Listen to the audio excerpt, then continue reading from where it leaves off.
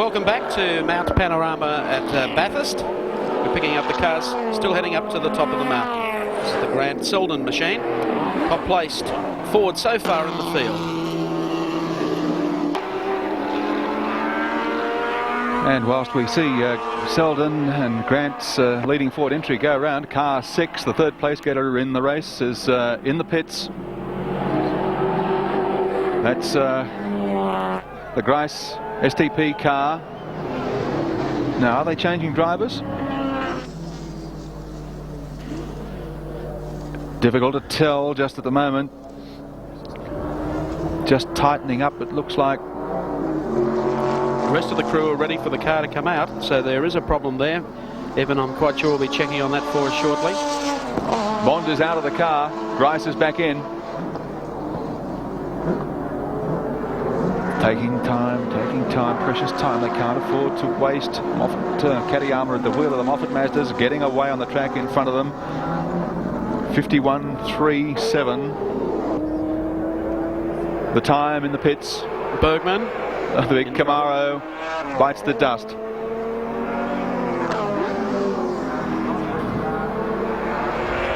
The yellow flag matching the car colour. At the top of the mountain, the car parked across there on the grass, as you can see.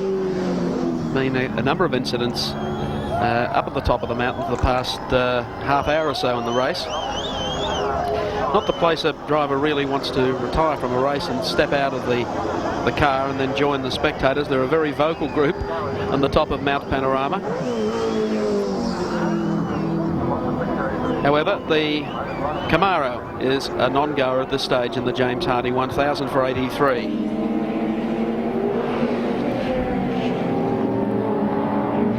Number 25, Peter Brock, still leads. 57 seconds, the buffer to Katayama in the number 43 Mazda, and Grice still holding on to third place. One lap down then to David Parsons and Peter Jansen. Let's return to the pits now to Evan Green. I'm sitting in here with Andrew Harris. Andrew, you're the almost forgotten man about the big drama last night of swapping cars. It was you who gave your car to Dick Johnson. Well, Dick's in trouble, but how's the car that you got going? Well, the car that Dick gave me to compensate me for giving me his car is flying, and we're having very few problems with it. We've had a slight oil leak, which we've now rectified. The car feels very strong. Gary Cook's back in the car and lapping at about 223, 224. I think the car's going to go well, and we'll probably run out in the top 10 if it holds together. Well, it's fine for Gary. He's used to driving Commodores, but it's your first stint. You were driving Falcons up till now. That's right. How did you find it getting into an absolutely strange motor car? Oh, it was really odd. I mean, I stepped in the car. The Falcon, as you know, is a very light car to drive because it's got power steering, but very big. And all of a sudden, I'm in a Commodore, and you can actually see out of the car in a Commodore. You can see the ground there, and you can see the ground there. And it's a much faster car out of corners and much more twitchy. So it took me about 10 laps to settle into it before I got down to reasonable times. Andrew, what sort of deal was worked out that enabled you to give your car to Dick Johnson and accept another car from someone else? Well, basically the way it started, Dick's wife walked past me, and I think Jill's one of the loveliest people in motorsport, and she was in tears. And I thought, well, the fans would much prefer to see Dick Johnson out there than Andrew Harris. So I said to Jill, listen, go and tell Dick he can have my car and I'll pull out of the race. And as soon as I did that, the manager of Prudential came down, not the manager of Prudential, Palmer's, yeah. Came down and said, no, we won't accept that. We'd love to take the car because Dick has to run a Falcon. We will find you another car to race. And you can see on the screen, there it is, running strong as strong. And backed by the people of Bendigo. Yes, it's just, we did a straight changeover, in fact. I'm using that car for the weekend, which is now, in fact, owned by Dick Johnson. At the end of the weekend, I get my car back and Dick gets his back. But I think the way this thing's going, we might try and talk a deal at the end of the weekend. Well, you totally confused me. I forgot, I don't know who owns what car, but at least it's going well. Yes. And the people of Bendigo have every right to be cheering. Thanks very much, Evan. Thank you, Andrew Harris. Back to you, Mike. Thank you very much to Evan Green and Andrew Harris. There's Gary Cook in the car, the Bendigo 9 Commodore coming down through the dipper. Yes, amazing deal, the way that was worked out within a couple of hours yesterday of the crash during qualifying by Dick Johnson. Ross Palmer from Palmer Prudential is the man with the fat checkbook that just scribbles his name on the bottom of all those zeros. And it allowed everybody to come out happy. The Palmer Prudential Falcon back on the racetrack, at least for a time. and certainly Harris and Cook were happy. Now, the secret here is that Perkins in car 25, the dealer team Commodore, is extending the lead over Katayama in 43. It's now just on 1 minute, the margin between first and second. Alan Grice now back at the wheel of car 6, the STP Commodore, still holding down third place on the track. They are the only 3 cars on the lead lap. It's then 1 lap down to Peter Jansen in the Cadbury Schweppes Commodore. Also 1 lap down, car 50, the Slick 50 Mazda of Peter McLeod, and also car 12, the Toshiba Commodore of Jim Keogh, although Keogh just made a pit stop and he may have dropped a little further back. Heading up Mountain Straight again towards GTX Bend. Peter Brock passes down pit straight, still, or not Peter Brock rather, but Larry Perkins in the Brock car. 59.6 in front, as Gary mentioned. Katayama still running in second place in the Alan Moffat Mazda, and Alan Grice and Colin Bond holding down third place. Would seem through consistency that coming up through the field again is car number 3. Was in this race with a big chance of outright victory. That's Peter Jansen and young David Parsons. They've done well, although a lap down, still running in 4th place. They have a tremendous record here, finishing in the top 4 each year.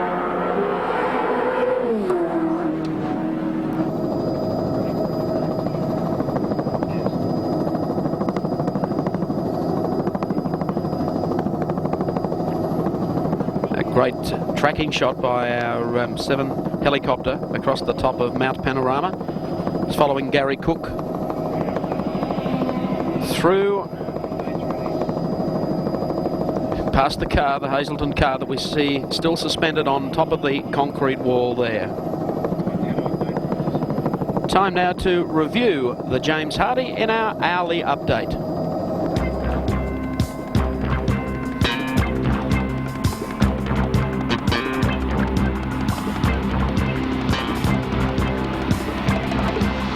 Third hour of the great race, the James Hardie 1000, saw Gary Walden in the second Stuyvesant entry. Car number 34 stalled at the top of the mountain shortly after taking over the car. And at the bottom, same story, different entry. Car number 29, the John Donnelly Falcon, also out of business.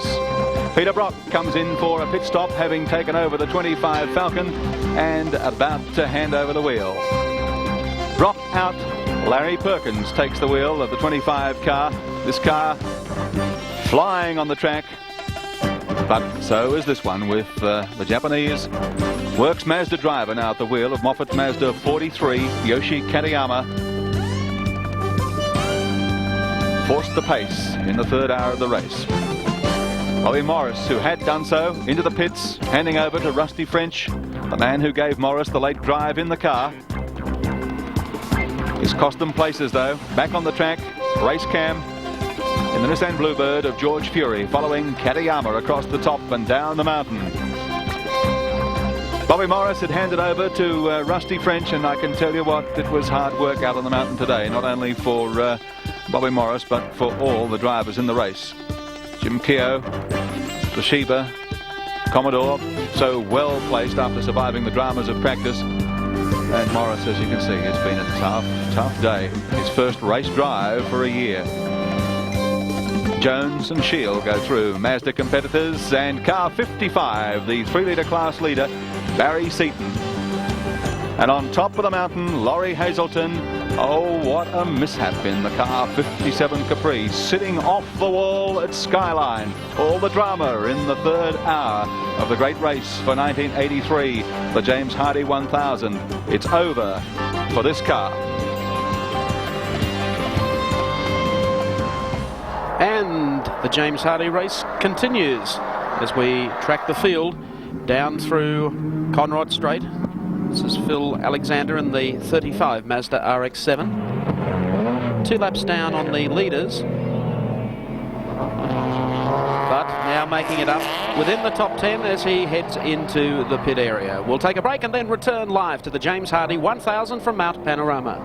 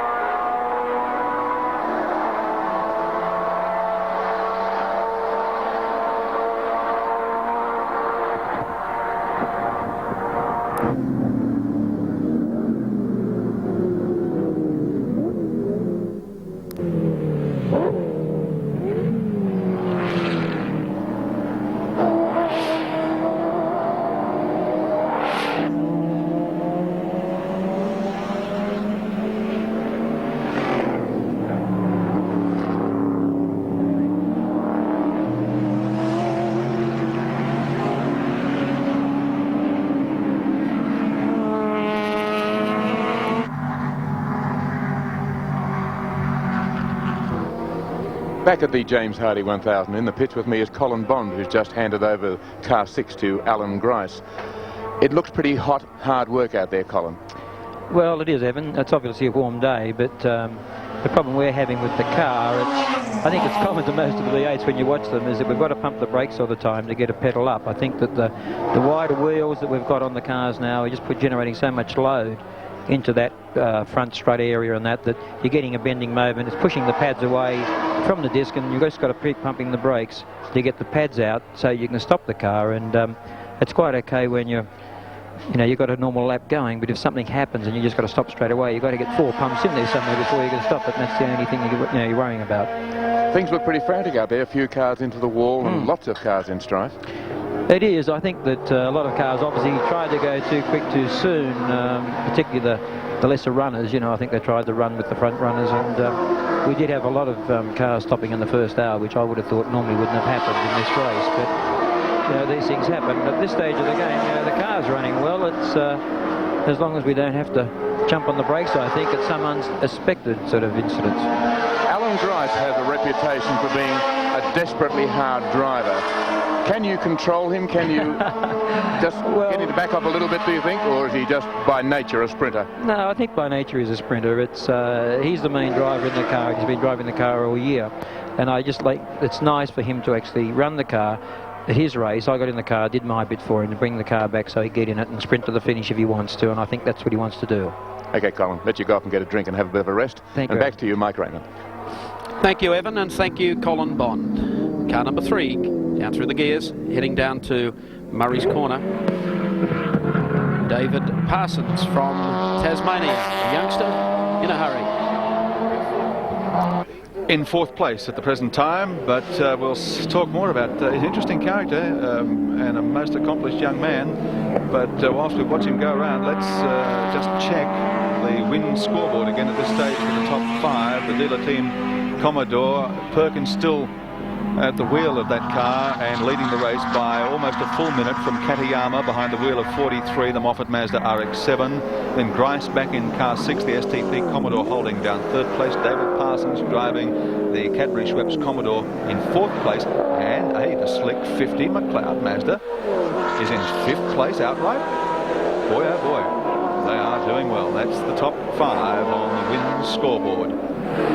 David Parsons taking up towards the top of the mountain now, and as we said, he really has come on enormously as a driver, has found favour with Captain Peter Jansen, who gave him a drive here in this car last year at Bathurst, and Parsons did the job and took the Rookie of the Year award.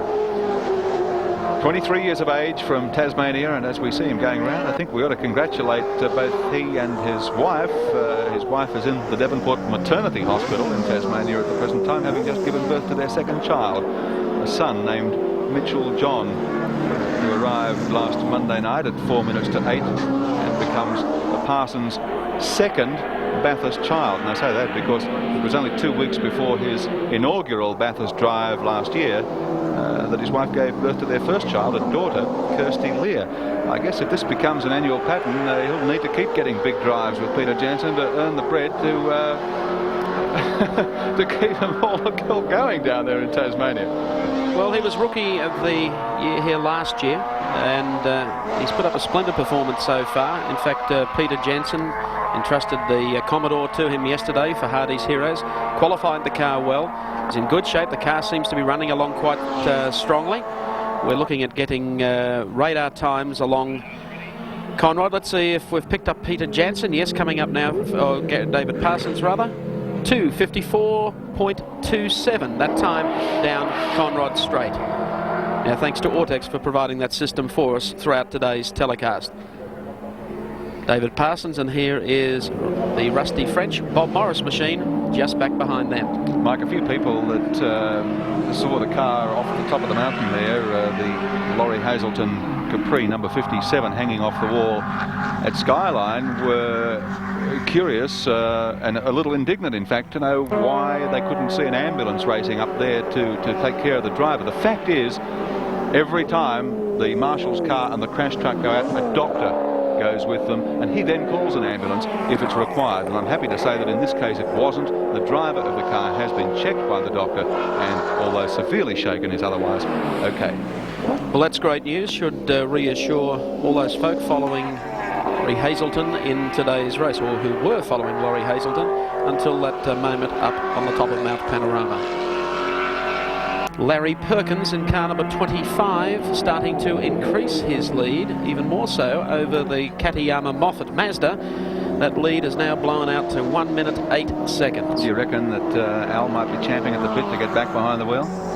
Could be, although as we've mentioned before, there was some tendency for a lot of people to believe that Katayama was perhaps a little harder on the car and drove it a little harder.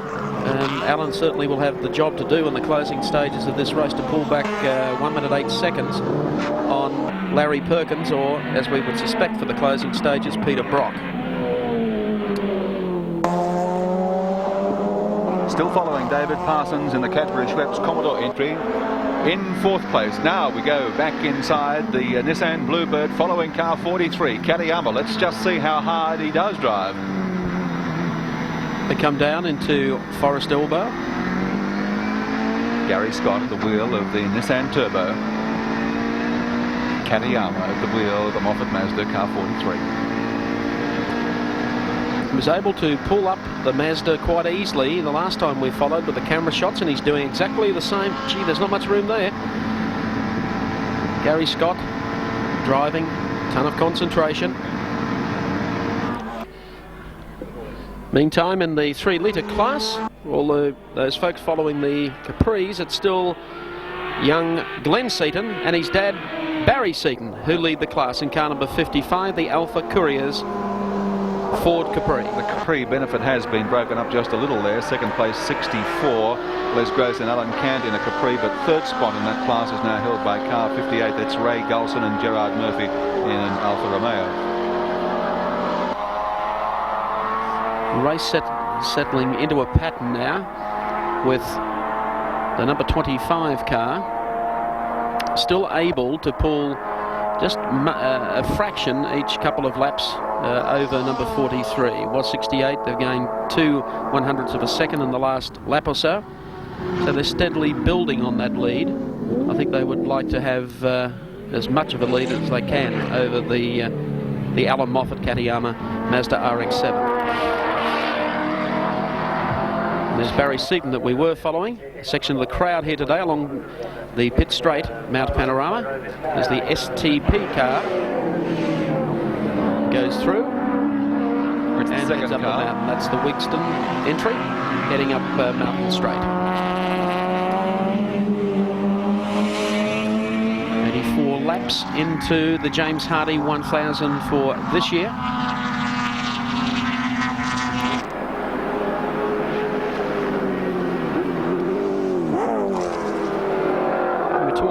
About David Parsons, Peter Jansen, who is one of motor racing's more colourful figures, talks big figures when it comes to Bathurst budgets. According to Jansen, his annual pilgrimage to this mountain costs in the vicinity of $80,000. He says for that outlay, he likes to do it well and to certainly finish well. What really intrigues me is how this man, who has only had one motor race of this type since the last Bathurst, to be so naturally smooth and display almost effortlessly the stamina required to last the distance. Here in the pits, Peter McLeod is in for his pit stop in the slick Mazda RX-7. In 5th place at the present time, although two laps down on the race leader, Larry Perkins in the dealer team Commodore. There's the damage that was done early in the race. They have tried to tape it up on an earlier pit stop. We saw him almost have a big lose at one stage, chasing Alan Moffat across the top of the mountain. But they've done it well. Peter McLeod and Graham Bailey Graham Bailey at the wheel of the car. Yes. McLeod himself is helping with the pit stop. Rushes round, organising, supervising the crew. Come on, get the gear out of the way, fellas. And away goes Graham Bailey, one of the most underrated drivers around. McLeod heaves a sigh of relief, and Slick 50 goes out to rejoin the race. Gives the suspension a bit of a caning on the last hump out of pit row.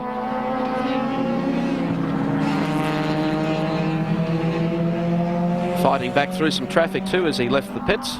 Graham Bailey on his 5th Bathurst, and also a father of 5. The 5s are working well for Graham Bailey, heading up to Mountain Straight. Back down to the pits to Evan Graham. Peter, you gave Graham Bailey then a drink. Does that suggest he's going to stay in the car for the rest of the race? No, Graham's staying in for another 32 laps, which is our race plan, and everything's going according to plan at the moment. I did the first session, which was a reasonably long one. He's had 2 short sessions, or he's had one, he's having the second one now, and then I'll finish the race off in another 32 laps time. Do you think that's better than having one long stint, as some of the others are trying to do under these conditions? Well, we can't because of fuel consumption. We would love to have had 3 long sessions, 3, say, 55-lap sessions, but the fuel just won't let us do that, so I've had to break it up into 4 sessions, and the best way to do it was run these middle 2 with low fuel loads. What caused the damage to the front of the car? Slow Commodores.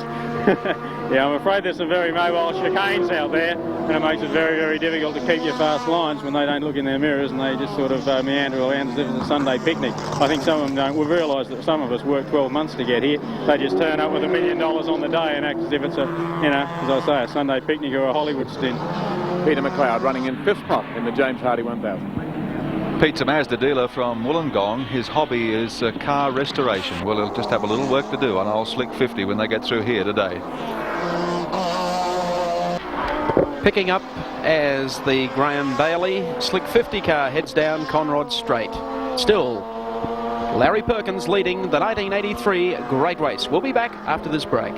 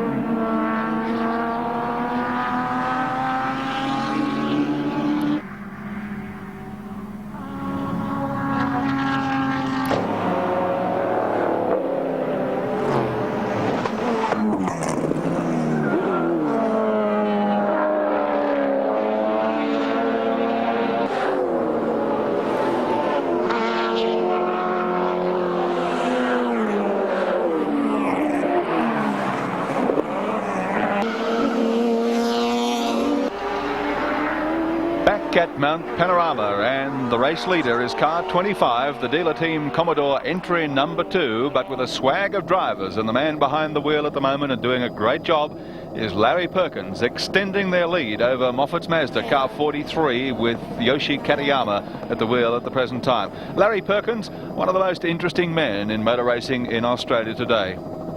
He does a great job for the dealer team, helps them with the preparation of their cars and the testing of their cars. Bathurst record, you can see he's been in 5 times. Winner last year with Peter Brock in the dealer team Commodore. Hasn't had a bad moment, he says. He's the man that built and co-drove across Australia the solar-powered car, so he's a man of many facets. Extending the lead, as I said, by now out to 73.9 seconds over Katayama. Car 24 is in the pits. Let's take you to Evan Green. And it's Scotty Taylor just strapping himself into the Commodore. His friend Kevin Kennedy is strapping him in. An amazing team, Gary. They've been together for 7 years. Their 7th successive Bathurst. No other team can match it.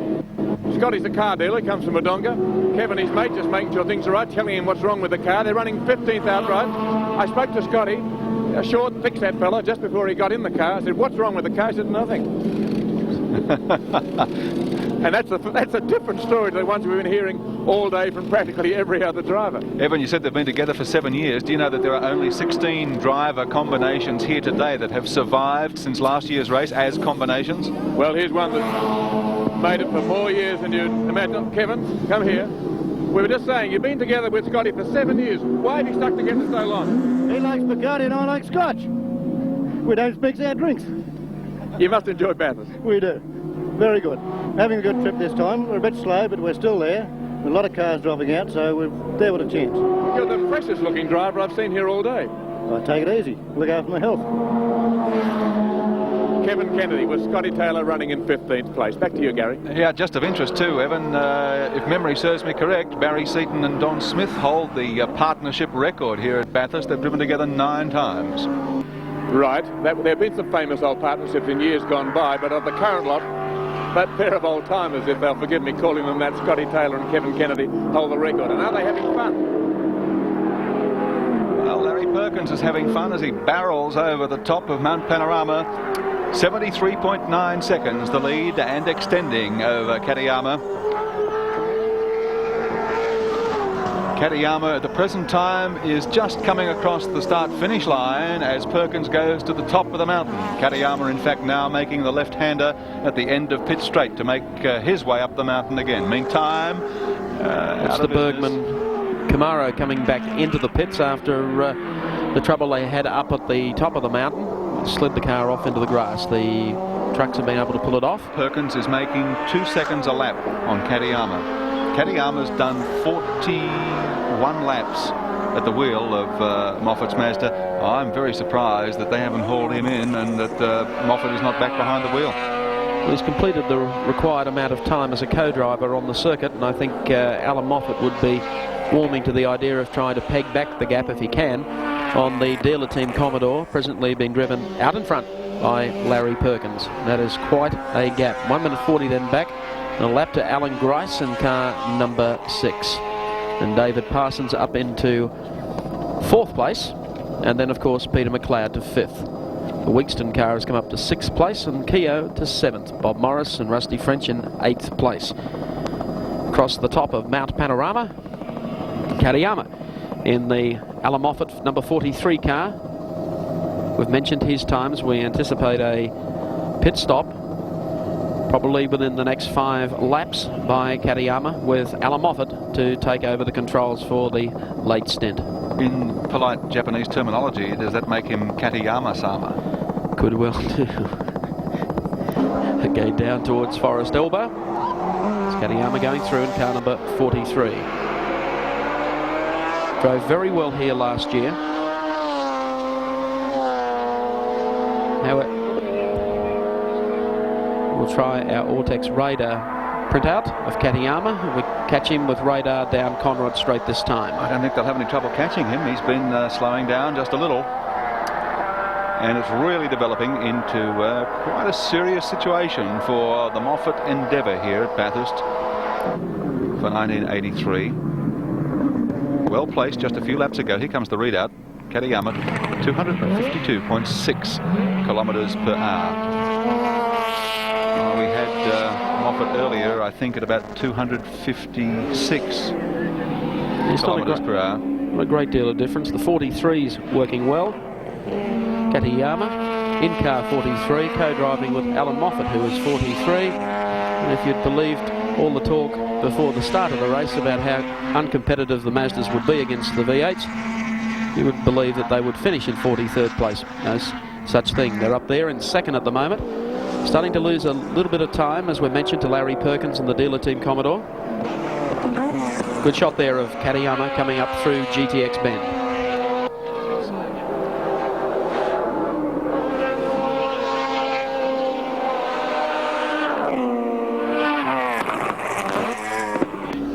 Only two cars on the lead lap, and that's Perkins in 25, Katayama in 43. After Katayama, it's a minute 40 seconds and a lap down to car number 6. That's Alan Grice, the STP car, holding down third place, and a 25-second gap after that to car 3, and that's the Cadbury Schweppes Commodore. We've mentioned man doing a great job in the race, who is in 7th place at the present time. 2 laps down is Jim Keogh, who's talking with Evan Green.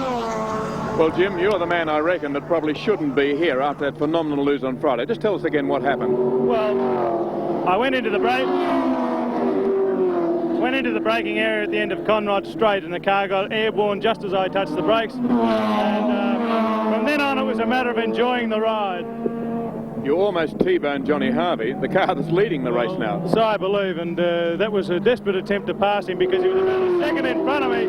And I thought, well, I've got to get him now or never, and I got him. But we were set back about half a day in our preparation through it, unfortunately, and it robbed us of a chance to run in the Hardie's Heroes yesterday. But we've proven today that we would have been worthy members of the Hardie's Heroes run-off, because we're running in 5th place. The car's running very, very strongly. I've just handed over after 3 1/4 hours to Leo Leonard, who's New Zealand's champion driver. He'll look after it, and at the moment it's going like a Toshiba microwave oven. What more can I say? What sort of damage was done to the car? Much? The car was fairly badly damaged in the suspension and in the right-hand side of the body and the floor, and as a result of that, it's having a fair bit of a flex through the dips at the top of the mountain, and but still good enough to put it up into 5th place. A remarkable effort from Keogh and Leo, as they call Jim Keogh and Leo Leonard. Back to you, Gary.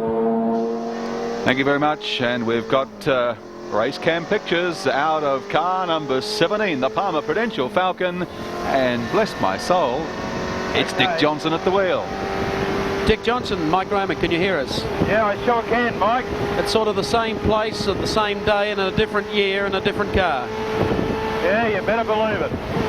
But I tell you what, it's a funny sort of a car too, I'll tell you.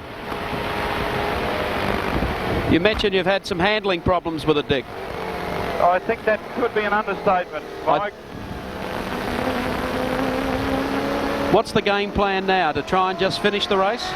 Just finish the race and give all those people that have helped us a bit of courage for next time. Because especially those guys from Tape and Tony Warren from CIG and those sort of people, and all our guys and our sponsors, they've been absolutely fantastic over the weekend. Dick, I've heard you boasting before. I didn't think anything was too much of a handful for you. No, still not a handful. We'll just do the best we can. Dick, there's not as much traffic on the road, I don't think, as there was at this time last year. No, I don't think there's too many left. Here's Brocky up behind me. I'll just let him go. Larry Perkins at the wheel, I think. Well, those guys, they've got a race in front of them, so we'll let them go. Not that we can do that much about it in this old hump anyway.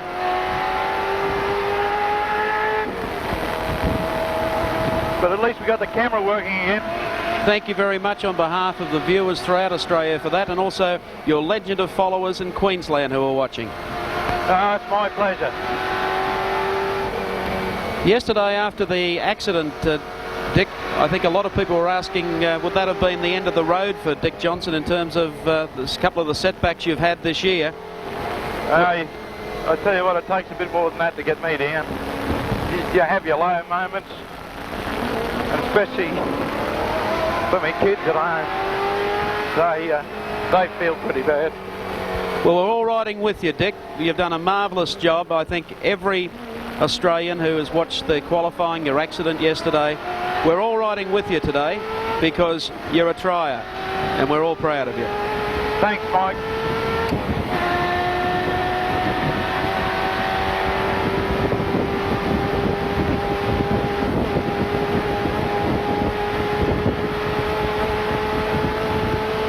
Larry Perkins continues to lead the great race in the dealer team Commodore number 25 by 1 minute and 26 seconds to the Moffat Mazda driven by Yoshi Katayama. Will that change by the time we return? Let's take a break in the great race.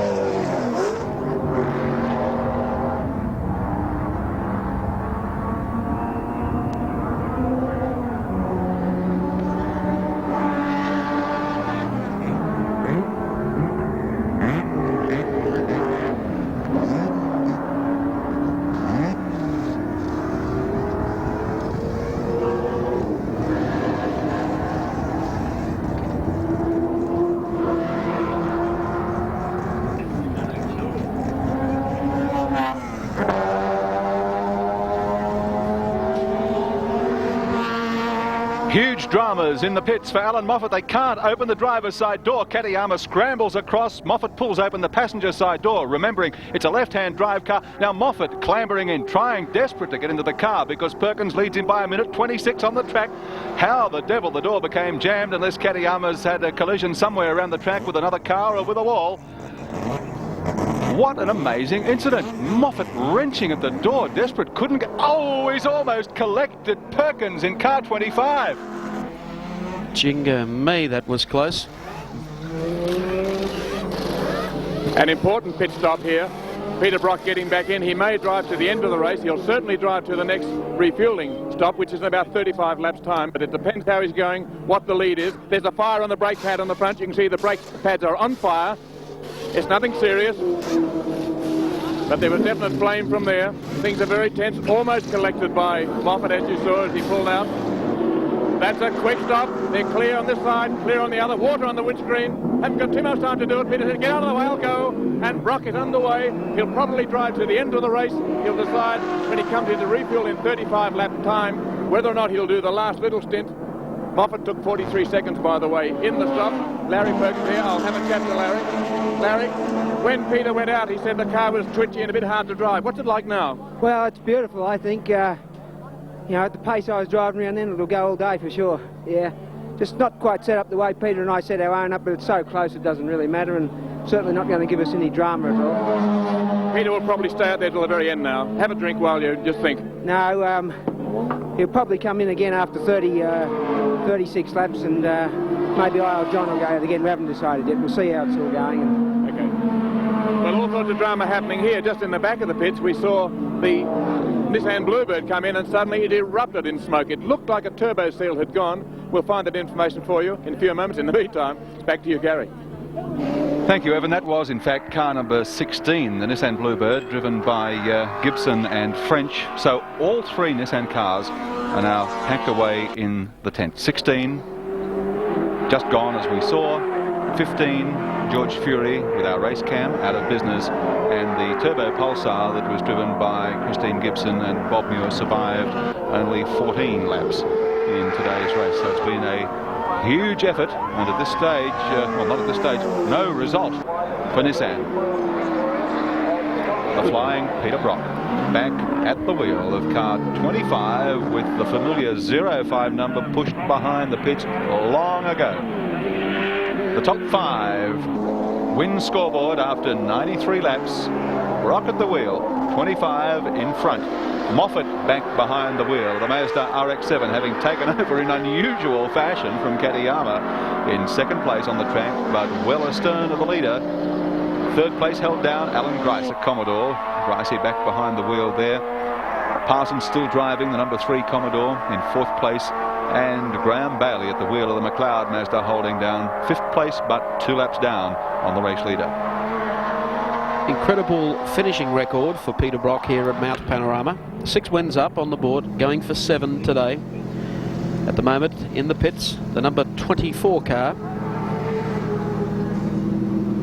and some Scotty Taylor and Kevin Kennedy. This is the long partnership that was talking to Evan just 3 laps ago, saying that they were having no trouble at all. Also in the pits, car number 4, the John Sands entry. Now Bobby Morris handed over earlier to Rusty French. Morris is back in the car. Yes, there's Rusty French. Let's go to Evan Green. Well, when I spoke to Bobby last time, he was pretty sick. He had been sick in the car, looked very tired. How's he now, Rusty? I didn't speak to him, but when I got in the car, Bob wasn't the only thing that was sick. I jumped in and went up the first corner, and the brakes went straight to the floor. So I realised that I've had no brakes all the time I've been out in that session, and that's why we've been a bit slow. But I just pulled it in and I checked the brake fluid myself, and the container was empty. So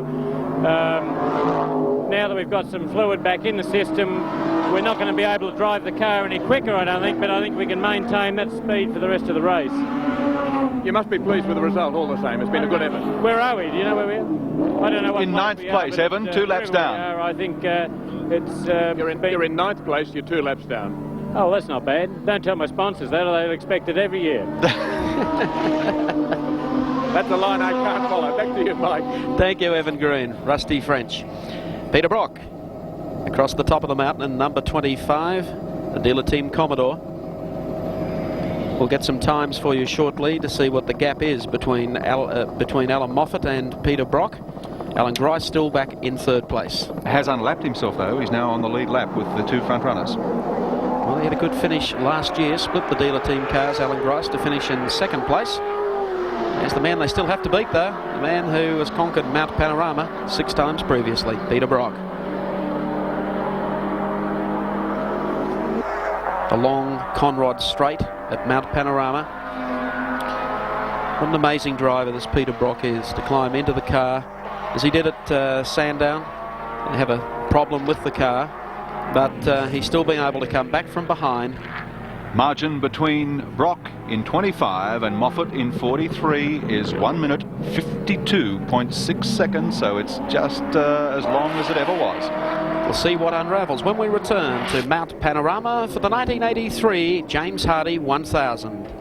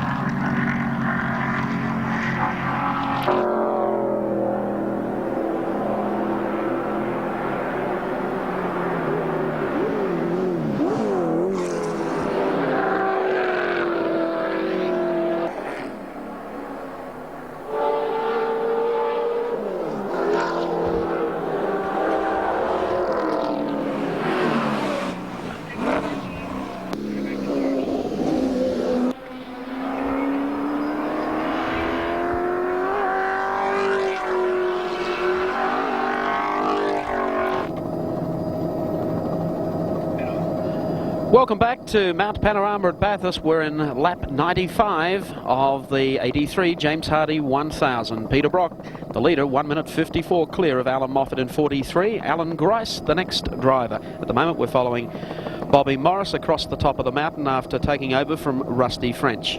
He soon found out that Rusty French was right about the car having no brakes. At the end of the first lap out this time, Bobby Morris speared off down the escape road at the bottom of Conrod. Didn't call to the pits though. I guess he's going to try and survive out there with what brakes he's got, and he continues in the race. Meantime, Peter Brock continues to build that lead over Alan Moffat now that both the lead drivers are back in the respective cars, the dealer team Commodore and the Moffat Mazda. When they went back out on the first lap round, the margin was 1:52. It is now 1:54, so 2 seconds in the last 2 laps.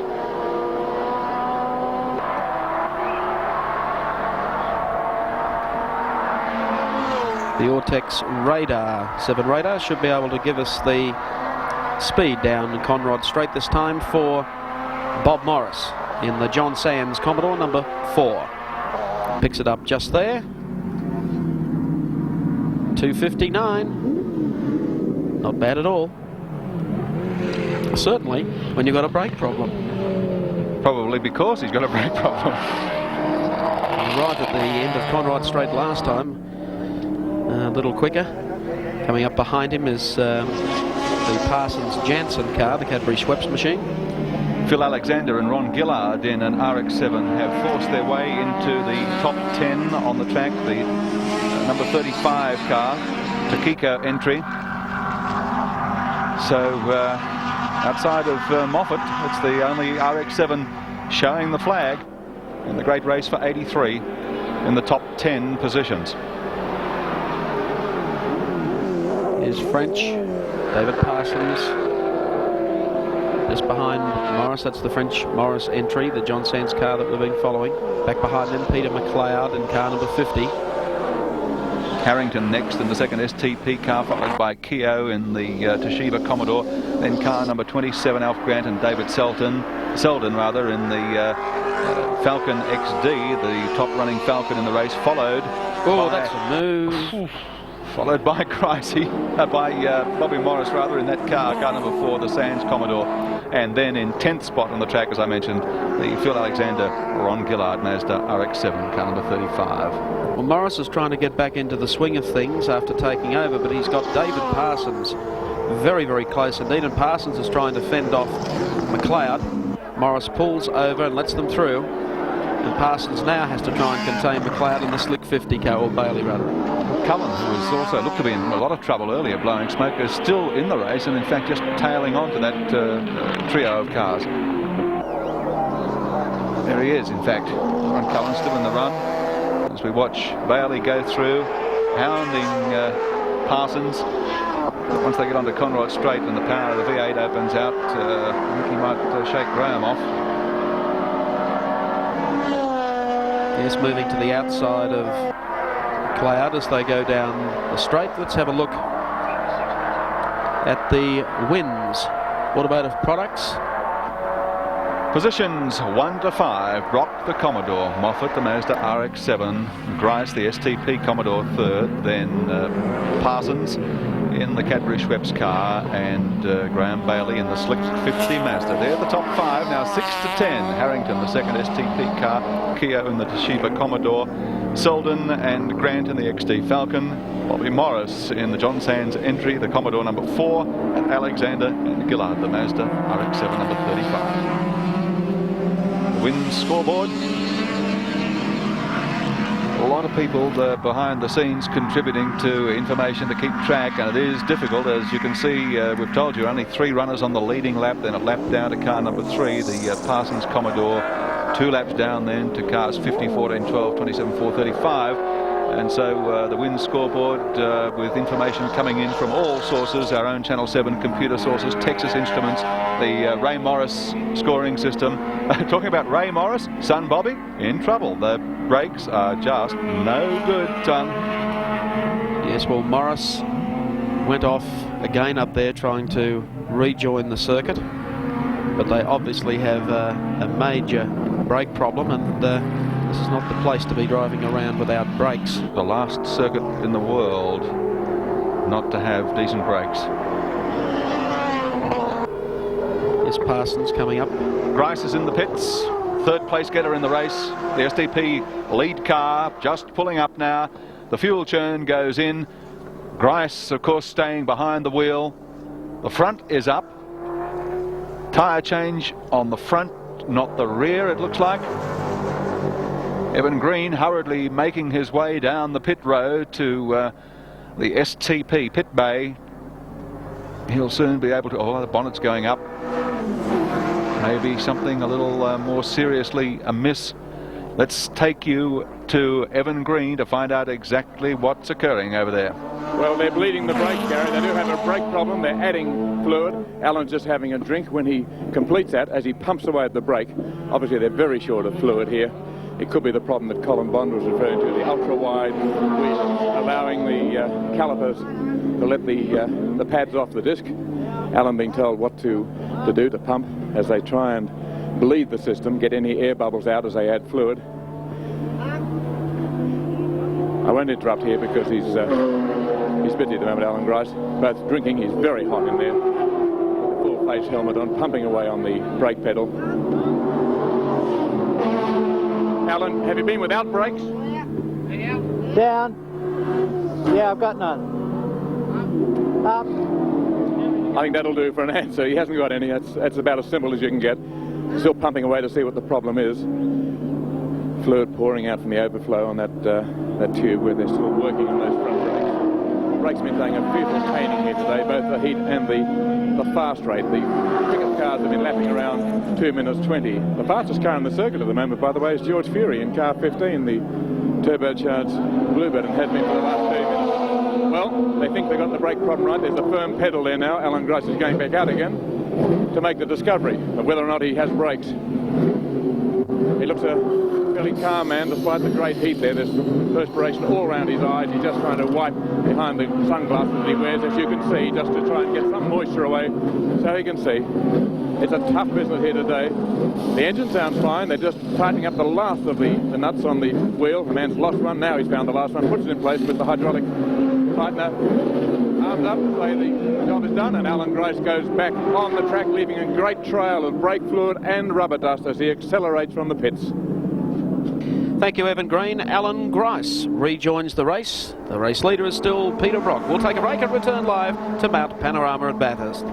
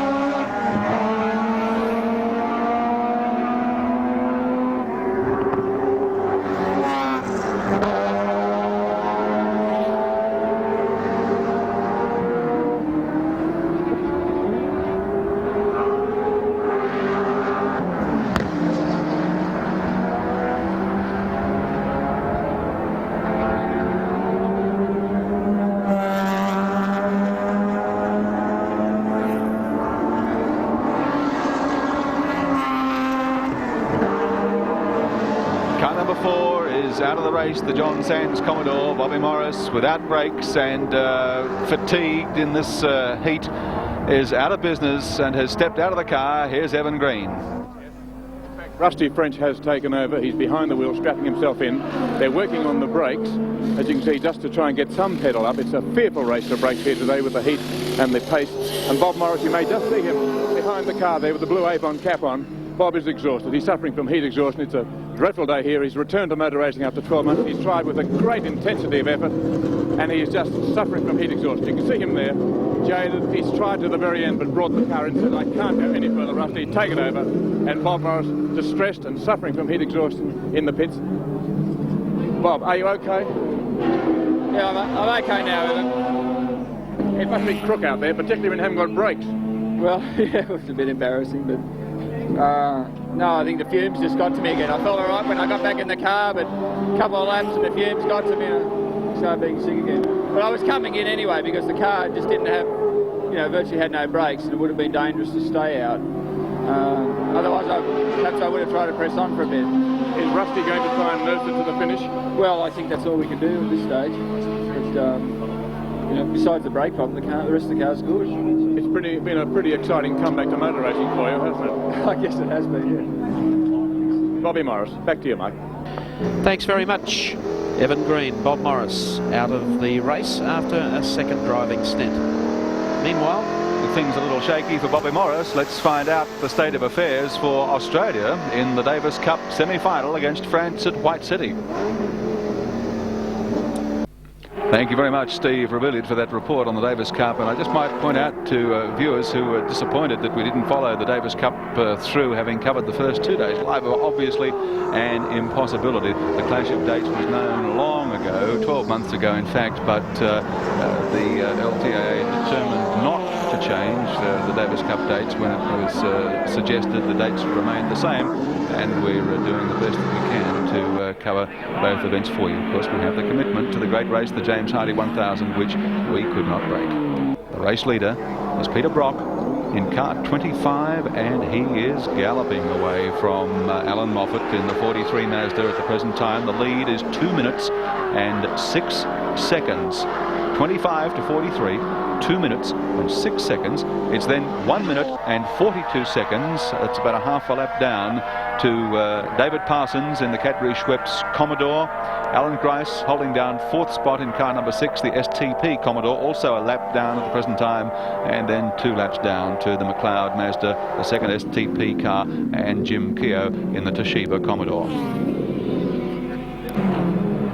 101 laps have been completed, and the Motorola $500 prize money for laps 75 through 100 have gone to Peter Brock. So he's picked up $1,500 for that bout of prize money so far. 2 minutes and 8 seconds, 2 minutes and 9 seconds in fact now is the gap between Brock and Moffat. Let's check the update after 4 hours of the great race.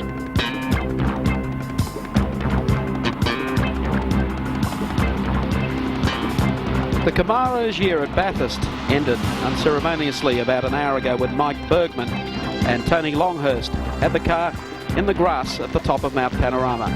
Some splendid driving by David Parsons, bringing the number 3 car up through the field into 3rd place. Trailing Rusty French and Bob Morris, who were sharing the driving in car number 4. From George Fury in the Nissan Turbo, the site of a race-long duel with Katayama. Fury passing on the outside, but be passed only 3 laps later. Meanwhile, Perkins was starting to stretch the lead in the Marlborough Holden Dealer Team Commodore, number 25.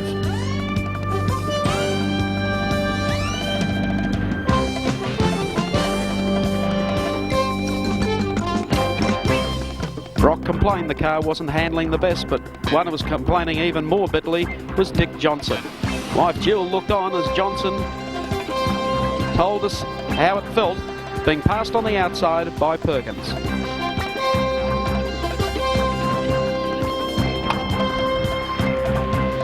Not the way to arrive at the team tent, as Fred Gibson found out, with the turbo fumigating the Nissan headquarters. And the left-hand drive car that perhaps should have been a right-hand drive car. But Katayama climbed out the wrong side and Alan Moffat had to take it over, entering from the wrong side. Then, pulling out, almost a collision between Larry Perkins and Alan Moffat. The Moffat car going back onto the track, but now 25 with Brock in, still leading the big race. 4 laps after taking over, Bob Morris steps from the car. He's had enough. Updating hour 4 of the James Hardie 1000 from Mount Panorama at Bathurst.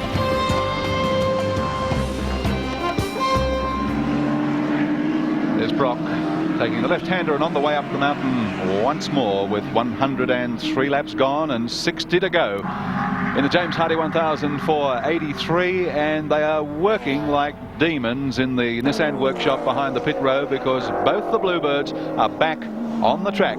George Fury at the wheel of car number 15 and Fred Gibson at the wheel of car number 16. They've done a mighty job because they've got something to uphold here today, and they intend to be on the track when the flag falls. Well, George Fury, as you know, had a gearbox problem. He broke second gear and took 13 laps to have it fixed. With Freddie Gibson, the problem was that the seal went in the turbocharger and they had to fix that. But Gerard Murphy in the Alfa Romeo V6 number 58, Jerry, you've had no trouble at all. No, Evan, it's been going very well. We have lost third gear, but still we can get it in. But well, you've got 4 left. We got 4 left, so there's no problem. It's going very well. It's a nice, easy car to drive. We had troubles with the braking earlier in the week, but now they're sorted out and it's stopping very well. No complaints, really. This is the car, or the same type of car that won last year's European Touring Car Championship. Shows the difference between the sort of regulations they have in Europe and those that apply here. Would you like to see this standard of racing brought here? Cars that were more standard than we see? The Group A? Yes, certainly. I think it'll be open up the... let's see a lot more interesting cars, and I think it'll be open up racing a lot more. I think it'll be great. Ray Golson, the man out there at the moment, had a lot of experience here, hasn't he? He sure has. He sure has. Evan is going very well. Real well. Yeah, good. So, a contented Gerard Murphy, the driver of car 58, the Alfa V6. Back to you, Mike. Thank you, Evan. Thank you, Gerard.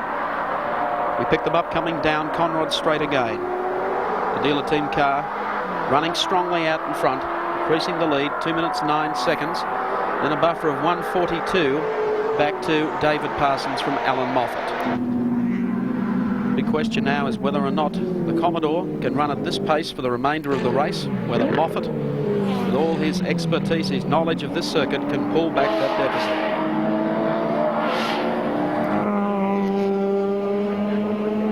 Looking down the pit straight towards the Hardie Bridge as Brock comes through in car 25. Moffat in second place, but a fair way astern.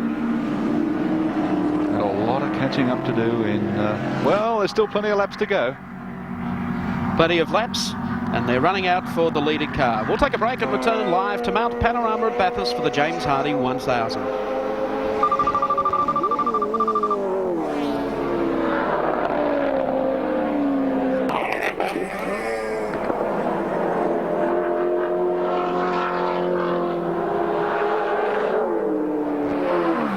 Yeah.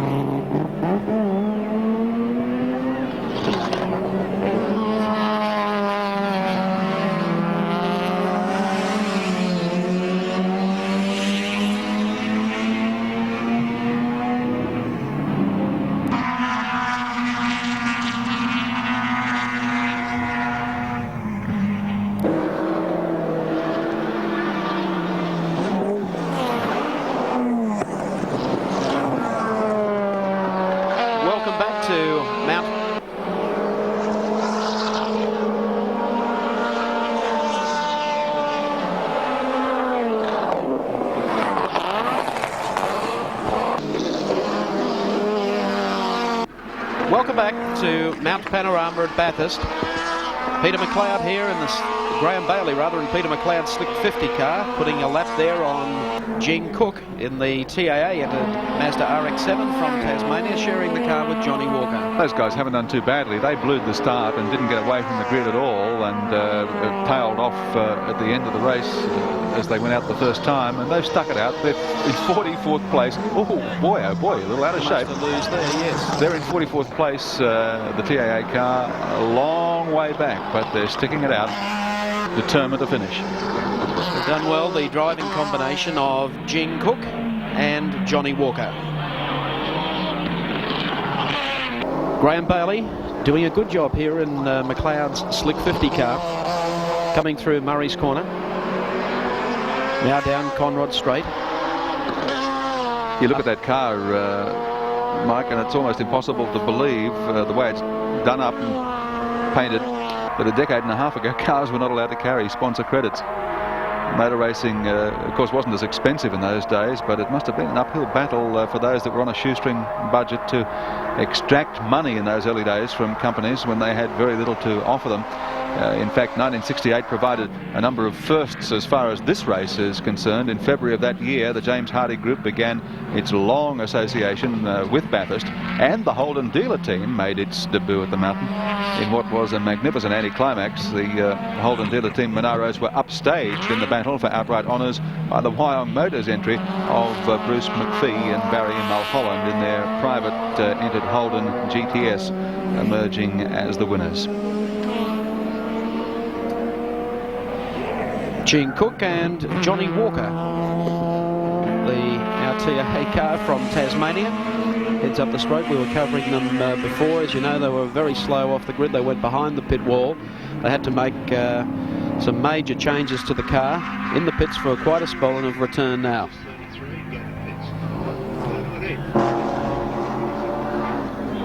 Yeah, we're here.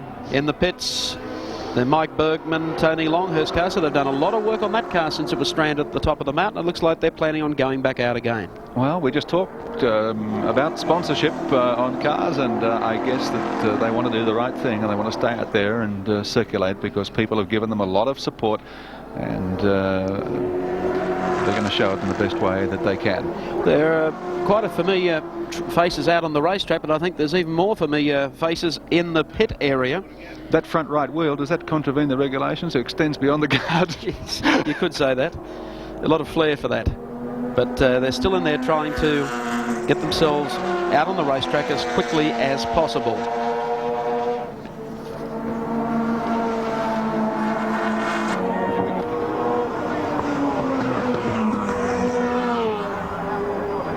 Jing Cook coming over the top of the mountain. Well done to the oval track followers around Australia. Has driven touring cars in Tasmania several years ago. Went to the oval tracks only a few years back.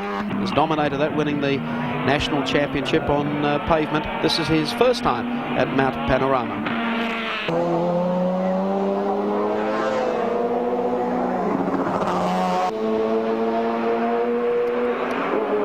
Enough, the two guys sharing the drive in this car were just having a talk together about motor racing generally earlier this year, and discovered that neither of them had ever competed here at Bathurst before, and suddenly it occurred to them, why shouldn't they get together and do it? Hello, car 3 is in. Parsons in the Cadbury Schweppes Commodore. Do we see a driver change? Does Jansen get back behind the wheel? Looks like they're looking for someone. Where's the captain? Yes. Jansen's rushing around. He hasn't got his helmet. Oh, goodness gracious. Parsons may have taken them by surprise. They may have come in a lap. He may have come in a lap earlier than expected. Here's Evan. There's an unexpected change. Certainly Peter Jansen wasn't going to get in. I think it's because David is very weary. He is almost exhausted. It's a tremendous effort out there, and David Parsons was staggering when he got out. Peter Jansen didn't have his helmet, had to rush back shouting for his helmet. They put it on. He's still dressing himself as he gets in the car. David Parsons now, the 23-year-old from Tasmania, who's done such a great job here this week, is trying to help up Peter Jansen. But truly, David is so weary that he's having difficulty. He's fumbling with the straps. He's doing his best to help the captain. but in fact he's getting in the way and leaning there in sport. He is a tired young fellow. We'll have a chat to him in just a moment. Now just pulling up the straps. Leaning on the car. I wouldn't lean on there, David. I'd get off the car. You really are tired. Come on. He's away. How do you feel? Oh, not too bad. It feels as if I've got blisters on my hand or something, and a bit of bad oil surge. Okay. Oil surge in the car and blisters on your hand. Let's have a look. Can you take your gloves off? A little bit sore right in the... Yeah, let's just have a look at them then, I Dave. feel them coming up underneath. Very sore. Are they? Yeah, let's have a look. Yeah, that's the strap, yeah. You're pretty weary, I think, aren't you? Oh, not too bad as far as that. It must be hard work if you're blistering your hands. Yeah, just hold your hand up so we can see them. The one that's sore right in under there. Right in there, yeah. Yeah. But anyhow, come right in. All right. No worries. Okay. We'll get out of the way. There's another car coming in. And let David Parsons get back in over the pits and attend to those blisters. You've got them a big ridge down one side of the hand and right across the other hand, as you probably saw. Thank you, Evan. Back on the track, car 11 goes through the Soundwaves disco with the captain in pursuit at the wheel of number 3, the Cadbury Schweppes Commodore. Taken a little by surprise, but I'm sure he'll adapt very quickly. He usually does.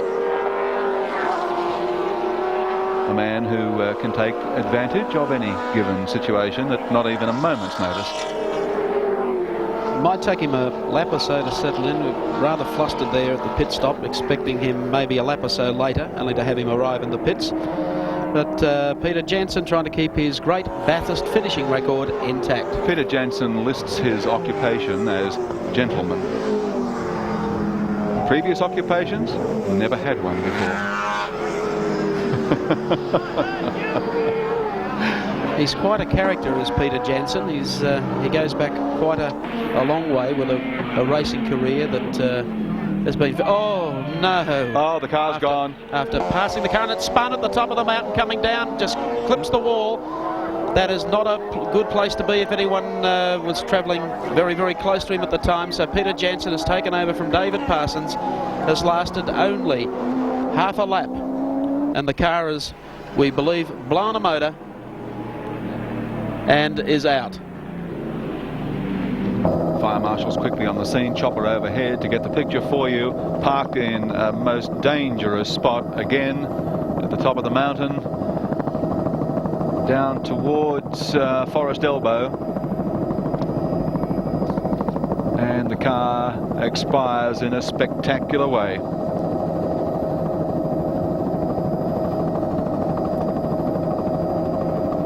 Fourth outright here last year in this car. Here it is again in replay. A plume of smoke billowing from the rear of the Cadbury Schweppes Commodore, now into the spin, 360 degrees, and clunk into the wall. And the captain comes to a halt on the top of Mount Panorama. It's a pity really to see David Parsons doing so well, but it's not a blown motor, obviously.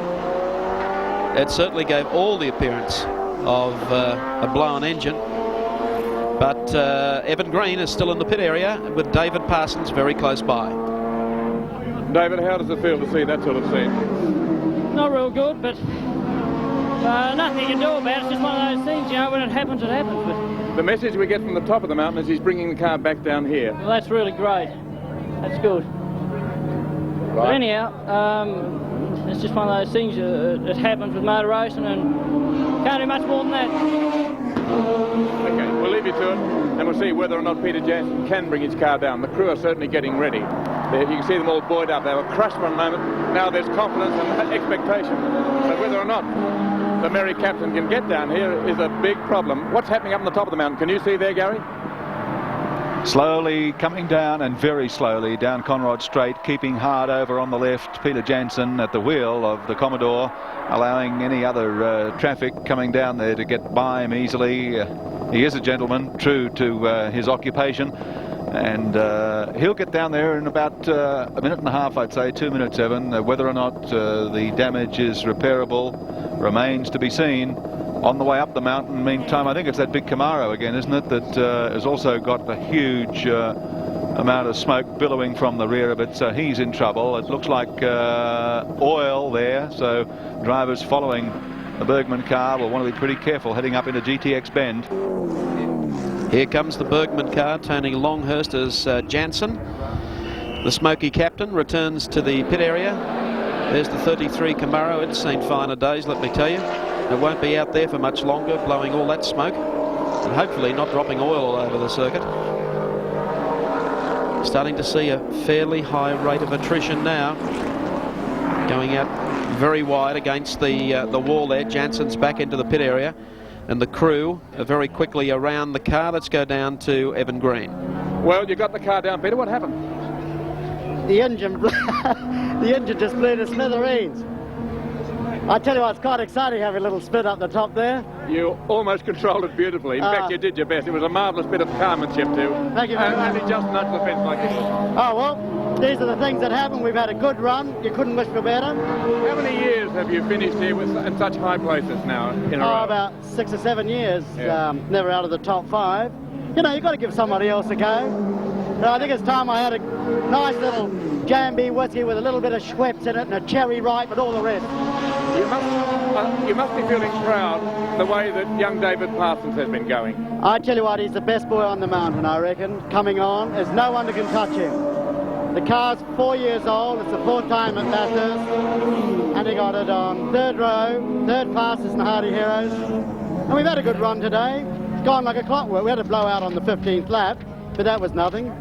You look remarkably happy for a man who's just lost all chance and probably cost you an awful lot of money. I don't think that, you know, it is a sport, Evan, and if you look at it any other way, you know, you blow your brains out. This is the only way, and we've had a happy day, and we've all gone very, very well. Now I can watch a great finish. One of the gentlemen of motor racing, truly, Peter Jansen.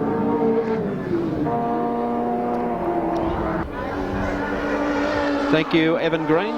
Picking up on Phil Alexander and Ron Gillard, the number 35 Mazda RX-7, who have been moving up steadily through the field.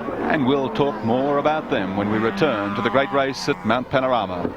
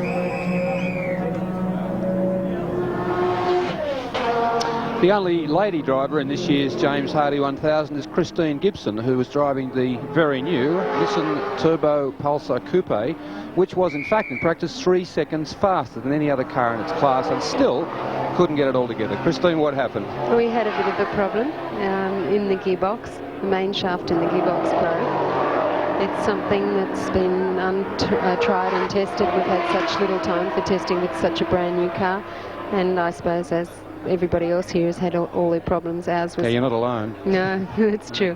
And it's a fairly major one. It meant a completely sort of different gearbox and the whole bit. With all the problems that the boys are having as well, there's no chance that the car will get back out.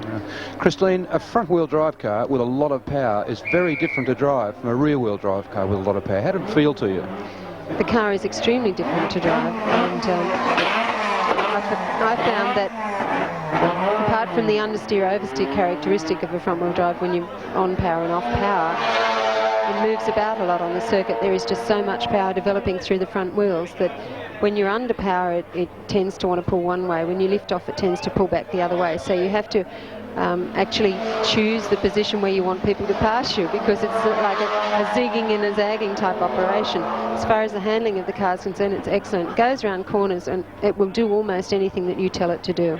Nissan planning to go on racing the car from here for a bit longer? I think the plan is for at least for the next 12 months with the car, mainly because it's not showing its best now. I mean, the car has got so much potential. Sure. Because of such little development program so far, we need another 12 months to be able to show the true potential of the car. Be ashamed to stop now. Sure, after spending all that time and money, yeah. Christine, thank you very much. Mike, back to you. Thanks very much. Pity that we have seen Christine Gibson out of the race so early today, but I'm quite sure Howard Marsden, the magnificent Nissan team that he has around him, will make a very competitive car out of the Pulsar. The cars, of course, both of them, both turbo cars, have wound up in the pits today. They went back into the pound at one stage, but they're back on the track and circulating quite fast. Well, here's the story of the race. Peter Brock, Alan Moffat. Only difference is in the last 20 seconds, Peter Brock has just put one lap on Alan Moffat. Yes, I think probably a few people for a moment, the Mazda brigade might have thought that during the interview with Christine, Alan had made up about 2 minutes and 10 seconds on the race leader, but that was not to be. Moffat in second place is a lap down on Peter Brock. He is an unusual man, Alan Moffat. I don't think there's any denying that in anybody's language. You know, here at Bathurst, it's pretty hard to believe that in this tent city that springs up behind pit row every year for the James Hardie 1000, you can't believe that any one person, any driver, can remain isolated. But Alan Moffat has turned it into an art form that even the late Howard Hughes would have been proud of. During the week, he's made it the habit of driving directly from the track into his tent workshop and vice versa. The commentators, in fact, have nicknamed the Moffat enclosure the Canvas Vatican. The only access that journalists have had has been via a daily news conference at 4:30 each afternoon, where the answers were pretty short and sweet. However, Moffat did agree to review 1983 for Steve Raymond. When we were beaten into the ground, annihilated really, this time a year ago, there were no recriminations. And we sat down, looked at the budget, anticipated what it would take to try and overcome that deficit. And along with our associates in Japan at Mazda, we looked towards the 13B. And as it turned out, the 13B with fuel injection. Funny thing happened here today. I haven't seen too many people coming down wanting to get our fuel injection, whereas before Sandown, I think people would have burnt our tent down to try and get one of our engines. The penny has finally dropped that we did put an honorable case through to CAMS. We asked for a package that we were capable of producing.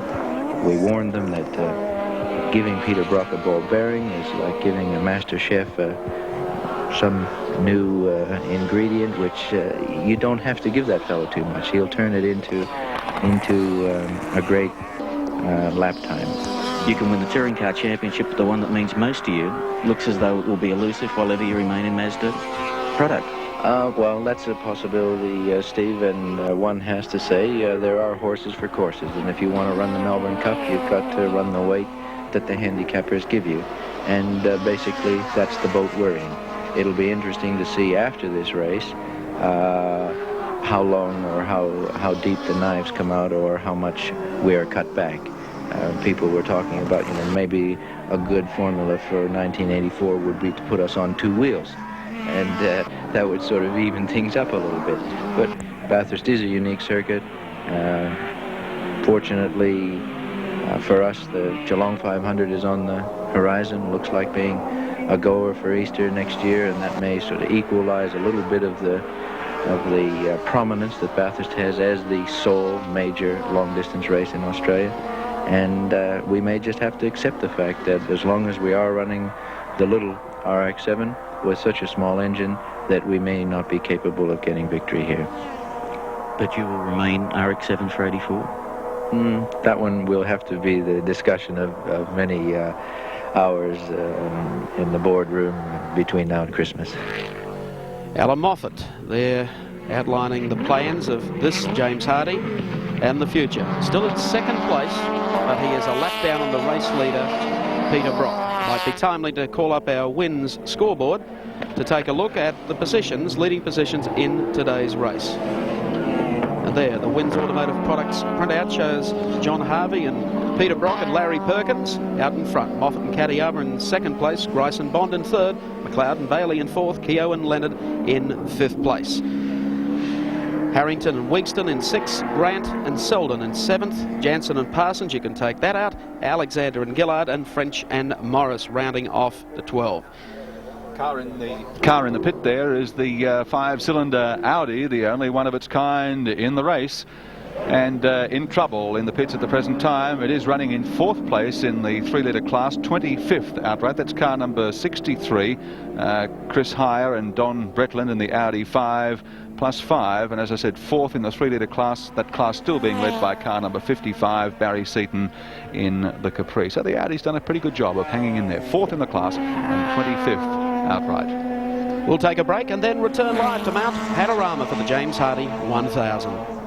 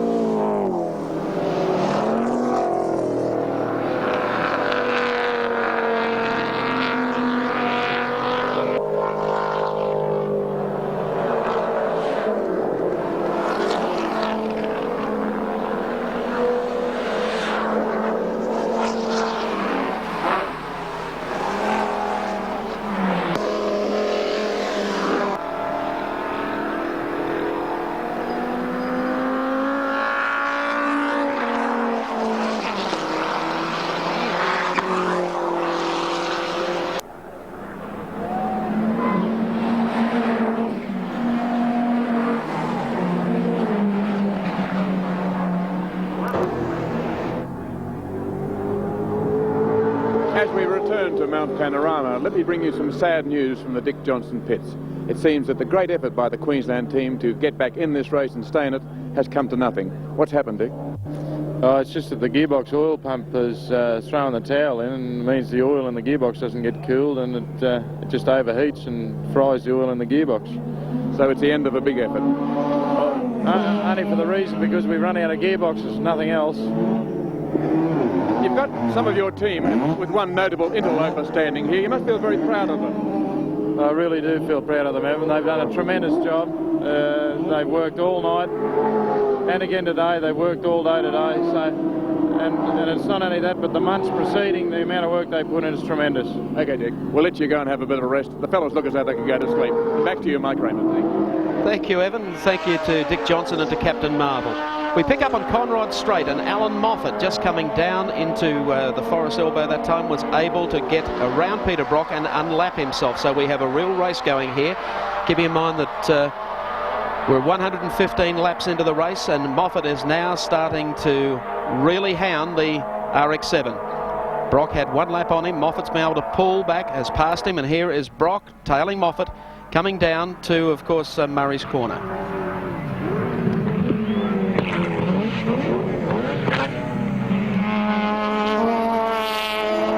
Alan Moffat under the Hardie Bridge. Peter Brock still the race leader. Moffat in second place, and Alan Grice down in third place, but by 3 laps. To then number 50, Peter McLeod and Jim Keogh.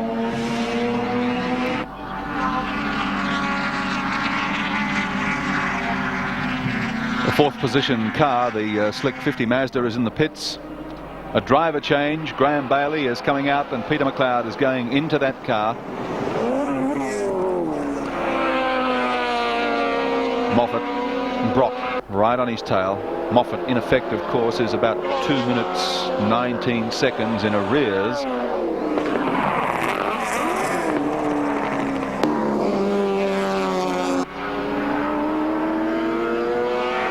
We mentioned before that there is no two-way communication in the dealer team cars this year. Instead, they've returned to the time-honoured system of lap boards, flashing lights and indicators to signal their pit, and vice versa. The one time they had an emergency, John Harvey, team manager, said the radio was no earthly good to them. It was out of range. They were out of range. Brock was calling for instructions, or calling out instructions. The pit didn't hear him, and when he came in, they were completely surprised. So after 5 years of experimentation, they've decided to junk $10,000 worth of radio equipment and go back to square one. You can still hear the crowd at the top of the mountain, particularly down through Murray's Corner, shouting plenty of encouragement to both Alan Moffat and to Peter Brock. Brock just prepared at this stage, is he, to sit in, or is he going back to put a lap back on Alan Moffat? They're going to draw level halfway down Conrod Straight. This will at least test the braking capacity of the Commodore, or does he just want to pull out and show Moffat the car? Side by side, Moffat's got the line. Oh, dear. Oh, wow, late braking by Moffat. There's the radar, 254.2 to pair of them, Alan Moffat and Peter Brock, as they came down Conrod Straight. That was pretty close stuff. I think Peter Brock now knows what the game plan is for the remaining laps of this race. Whether not to sit in behind Alan Moffat, or is Moffat trying to goad Peter Brock into maybe extending what's left of the Commodore. I tell you what, that RX-7's got some legs up Mountain Straight. It takes a while for the V8 to get wound up, but by the time it does, they get to GTX Bend, and there's no way round for Peter Brock. They're awfully close there, coming through GTX, coming up now towards the cutting. Slower car just in front of them. And through the gears, dab of the brakes into the cutting. Halfway through the cutting, they come out now. This is what the fans came to see, nose to tail, Moffat and Brock. There might be 2 minutes and 18 seconds between them, but they're right there, one-on-one on the track. You can hear the crowd in the background. All those Holden supporters cheering on Peter Brock, and the Mazda followers, of course, cheering for Alan Moffat.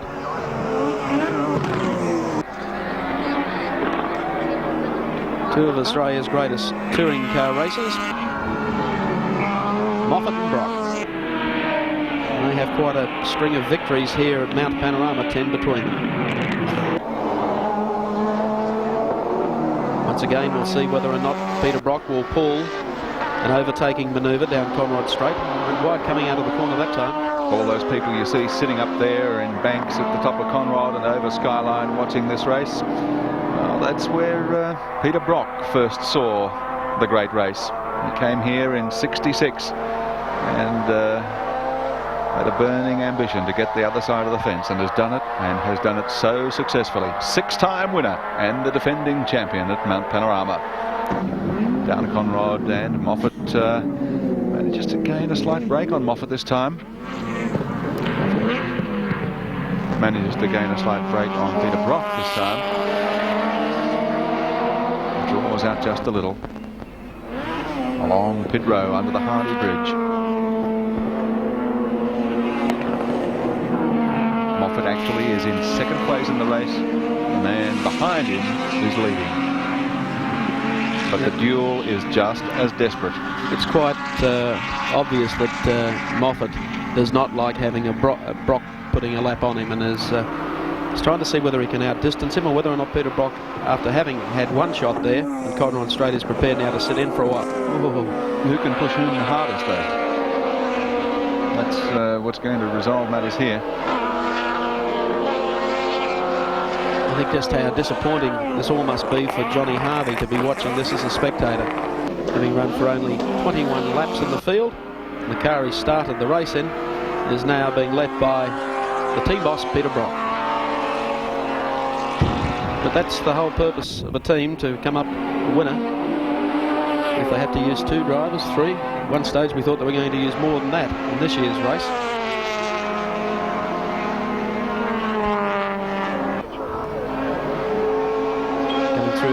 Fastest part of the course, the mountain is great, and the drop down now. The S is the dipper. Brock is a little bit closer this time. Might get some lap times on these two to see just how quickly they are running.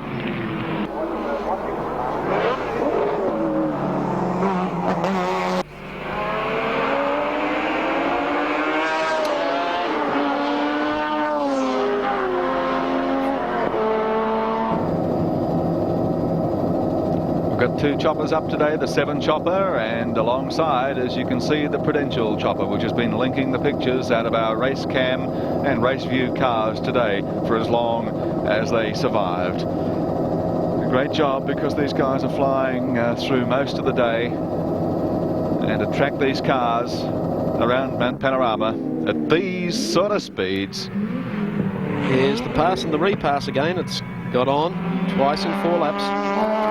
Alan Moffat, and still trying to put that lap back on Moffat, is Peter Brock, this time coming down with the inside. With the line. Oh, no, he didn't. The public, the spectators here at Mount Panorama, are getting one heck of a race between these 2 drivers. They know it's on, and I think now Peter Brock getting quite serious about it. Well, serious, but going down pit straight, I noticed he did have time to smile and wave at Al as he went past. Moffat's got his revenge, though. This lap. Can they keep this up to the finish of the race? I mean, there's a long way to go yet. This sort of thing could bring one or both of them undone. Depends just how hard Peter Brock wants to put that lap on Alan Moffat. He seems able to be able to pull him back. Maybe Brock is trying to show the long legs of the Mazda on the straight.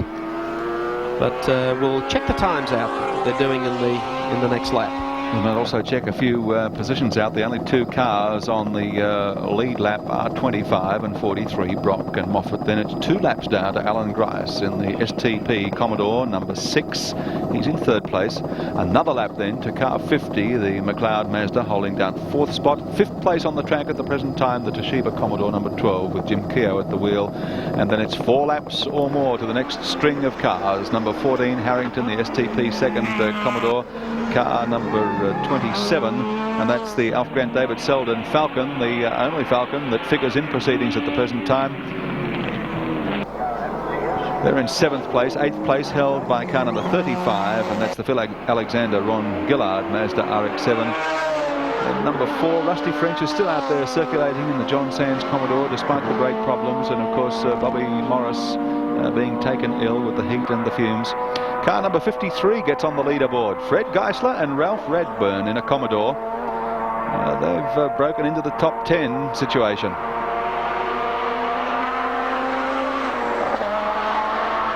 Here it comes again. Alan Moffat the inside, Peter Brock the outside. Brock onto the brakes first. The Mazda goes in much deeper. Out of the corner now along pit straight. The gap about 2 car lengths, maybe 3, between Alan Moffat, who is presently placed in second, and Peter Brock still trying to put that lap back on the second place combo of Katayama and Moffat. Looks like these two are going to be at it all the way to the flag, so there is still plenty of interest left in the James Hardie 1000 for 83. We'll take a break and return live to Mount Panorama.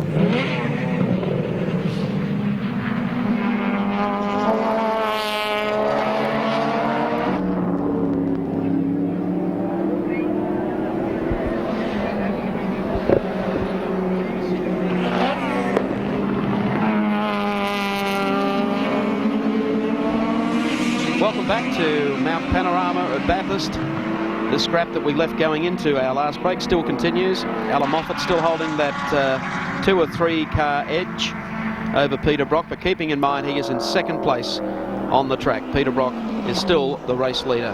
Might be timely to take a look at our scoring board, courtesy of wins, to see how we are all placed after 120 of 163 circuits here at Mount Panorama. The Harvey, Brock and Perkins car is in the lead. Moffat and Katayama in the Mazda in second place. Grice and Bond in the Commodore in third. McLeod, Bailey in the Mazda RX-7 are the next place, followed by Harrington and Wigston in the STP Commodore. They have then followed by the number 12 car, Keogh and Leonard in the Commodore, Grant and Selden in the Falcon XD, then French and Morris in the Commodore, Alexander and Gillard moving up in the Mazda RX-7, and Geisler and Radburn also in another Commodore. The Wins Automotive Products score chart after 120 of 163 laps. Big effort by the STP team, Mike, to have 2 cars in the top 5 at this stage of the race. Yes, they've done exceptionally well. Here again is this scrap. It's still continuing. Pretty well sums up the way these 2 guys, though, have dominated touring car racing in Australia for, what is it now, 10, 12, 14 years. It is when you consider the number of Bathurst victories they split amongst them. And touring car championships. Correct. Brock's won here 6 times. Moffat has won here 4 times. They both started in the same year, 69.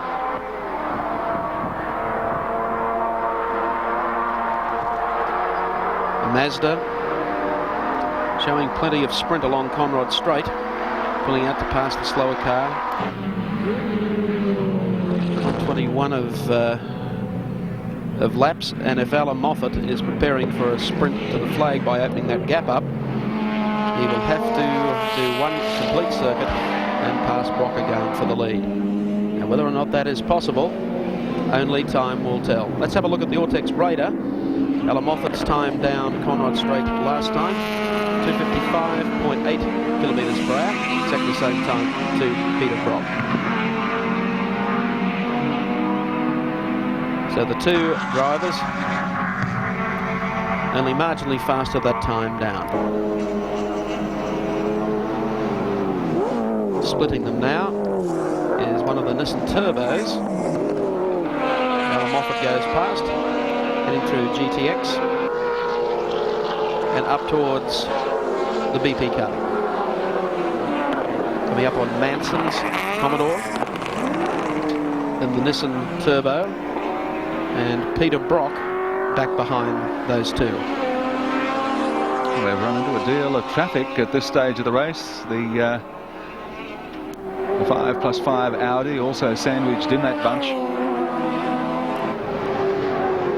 Nissan driver quite politely moved aside, watching the mirrors, and saw Brock involved and moved over very cleanly to allow Peter Brock a clear passage through the top of the mountain. Down they come.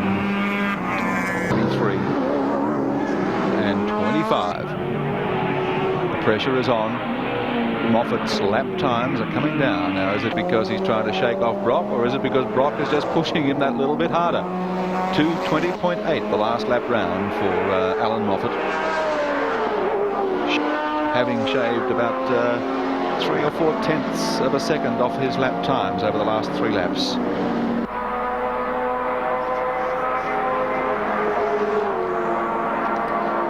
Well, working those out quickly, Moffat circulating 2:20 and Brock at 2:21.3. That means Moffat will have to gain 3.5 seconds per lap to win right on the knocker.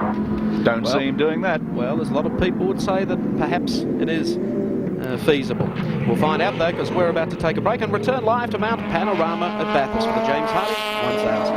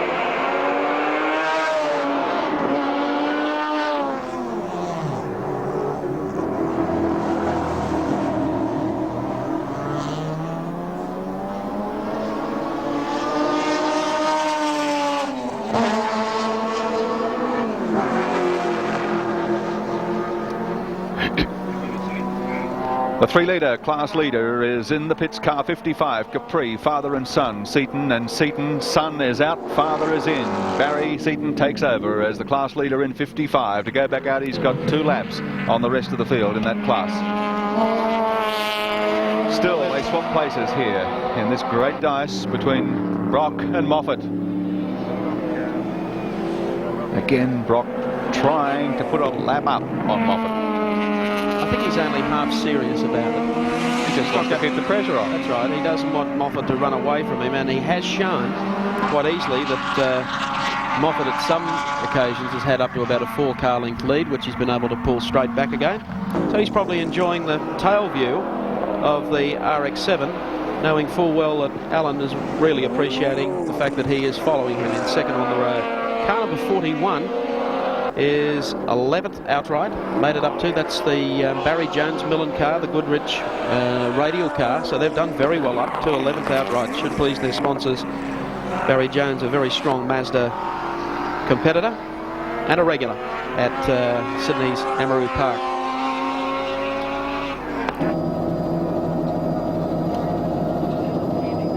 Across the top from the 7 chopper, the aerial view.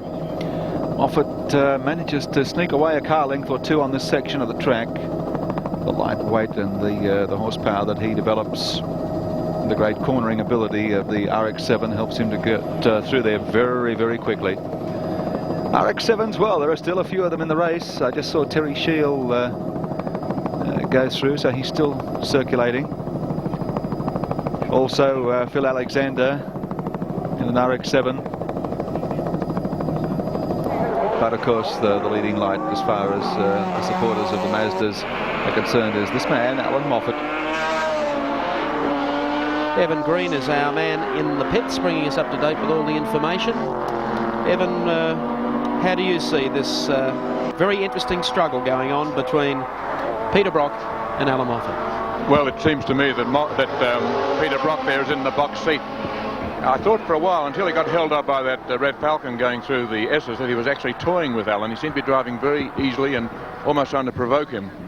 But we're looking at the 2 greatest names in Bathurst in the last 10 years or more, because Alan Moffat won when first? 1970, Peter Brock in 1972. They've won it 10 times between them. And you can see the respect they have for each other, how close they get to each other.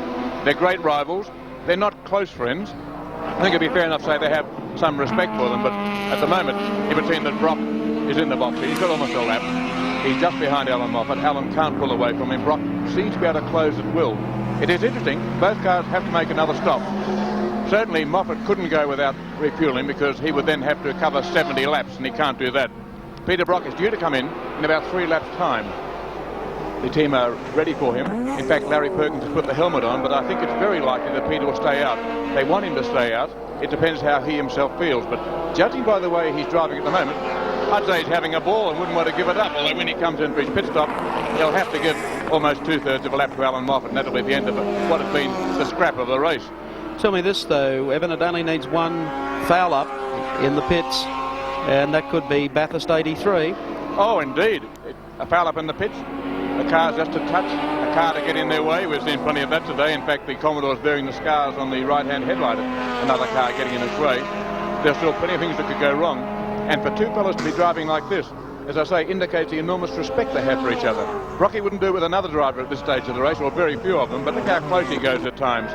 He doesn't want Alan Moffat to get away from him. He knows he's got the race in his pocket if nothing goes wrong. But there are 2 factors here. One is he's got to make a pit stop, and he knows that 1/10 of a second lost in the pits could cost him the race. And the other is a matter of personal pride. He doesn't want Moffat to get away from him. These are 2 men who each regard themselves, or himself, as being the finest driver in Australia. And even in the name of tactics, neither is going to give way to the other. Thank you, Evan. There's a shot of some of the crews down in the pit area watching the action on our 7 coverage, following their cars, their drivers around the circuit. Just about all the pit crew bays are set up with monitors where the co-drivers can follow during the course of the day the progress of their machines. It's on again. Bit of a larrikin is Brock, showing the outside edge of the car, then forcing Alan in deeper into the turn. Yes, forcing him to use his brakes.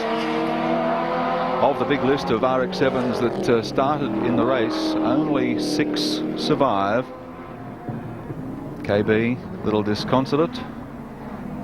No, things are not good. Well, he's had better luck the last couple of years, Kevin Bartlett. But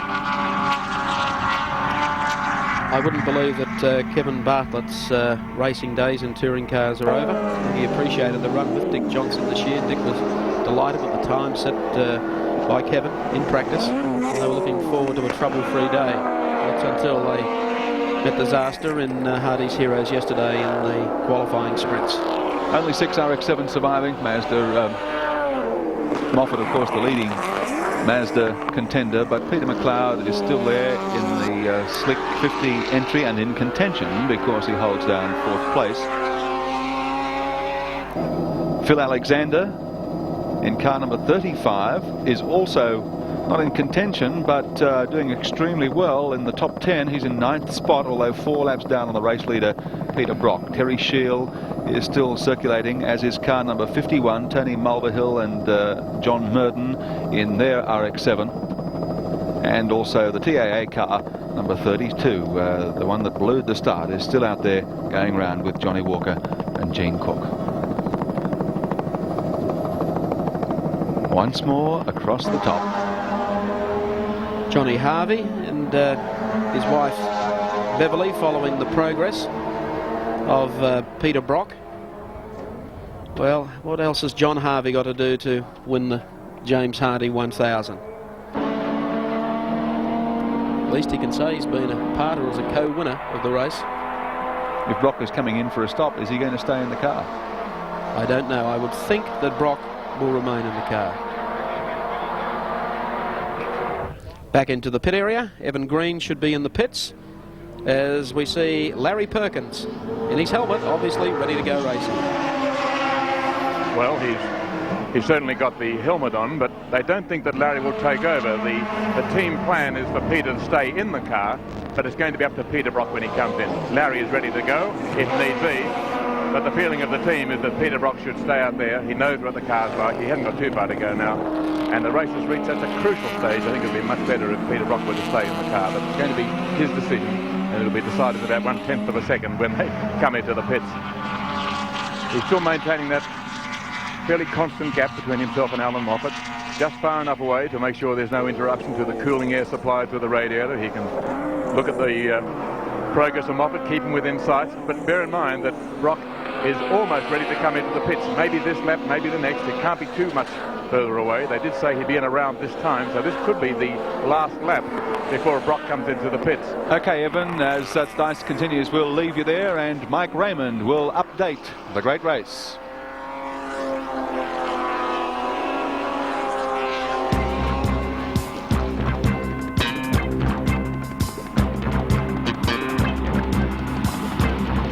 Hour 5 of the James Hardie 1000 for 1983. Peter Brock up front and leading.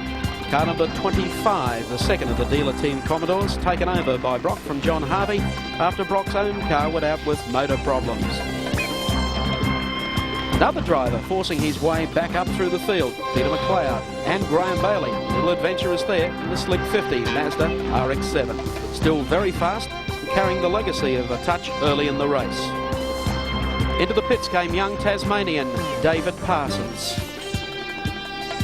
Peter Jansen was socialising in the pits, had to throw his helmet on, and the first time when Cherry wasn't right, Peter Jansen went back out to take over his own car. But that all ended in almost disaster. The engine blew, he spun on his own oil, kissed the wall with the front of the car, and that was it for Jansen. Well, the smoking problem wasn't confined to Peter Jansen's car. Although it left a lot of oil on the circuit, and certainly a lot of smoke,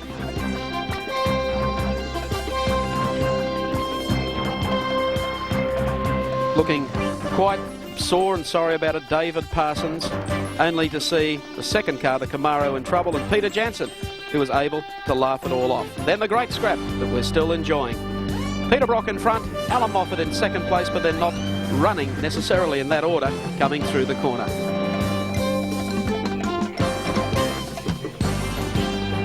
The James Hardie 1000 will take a break and then return live to Mount Panorama at Bathurst.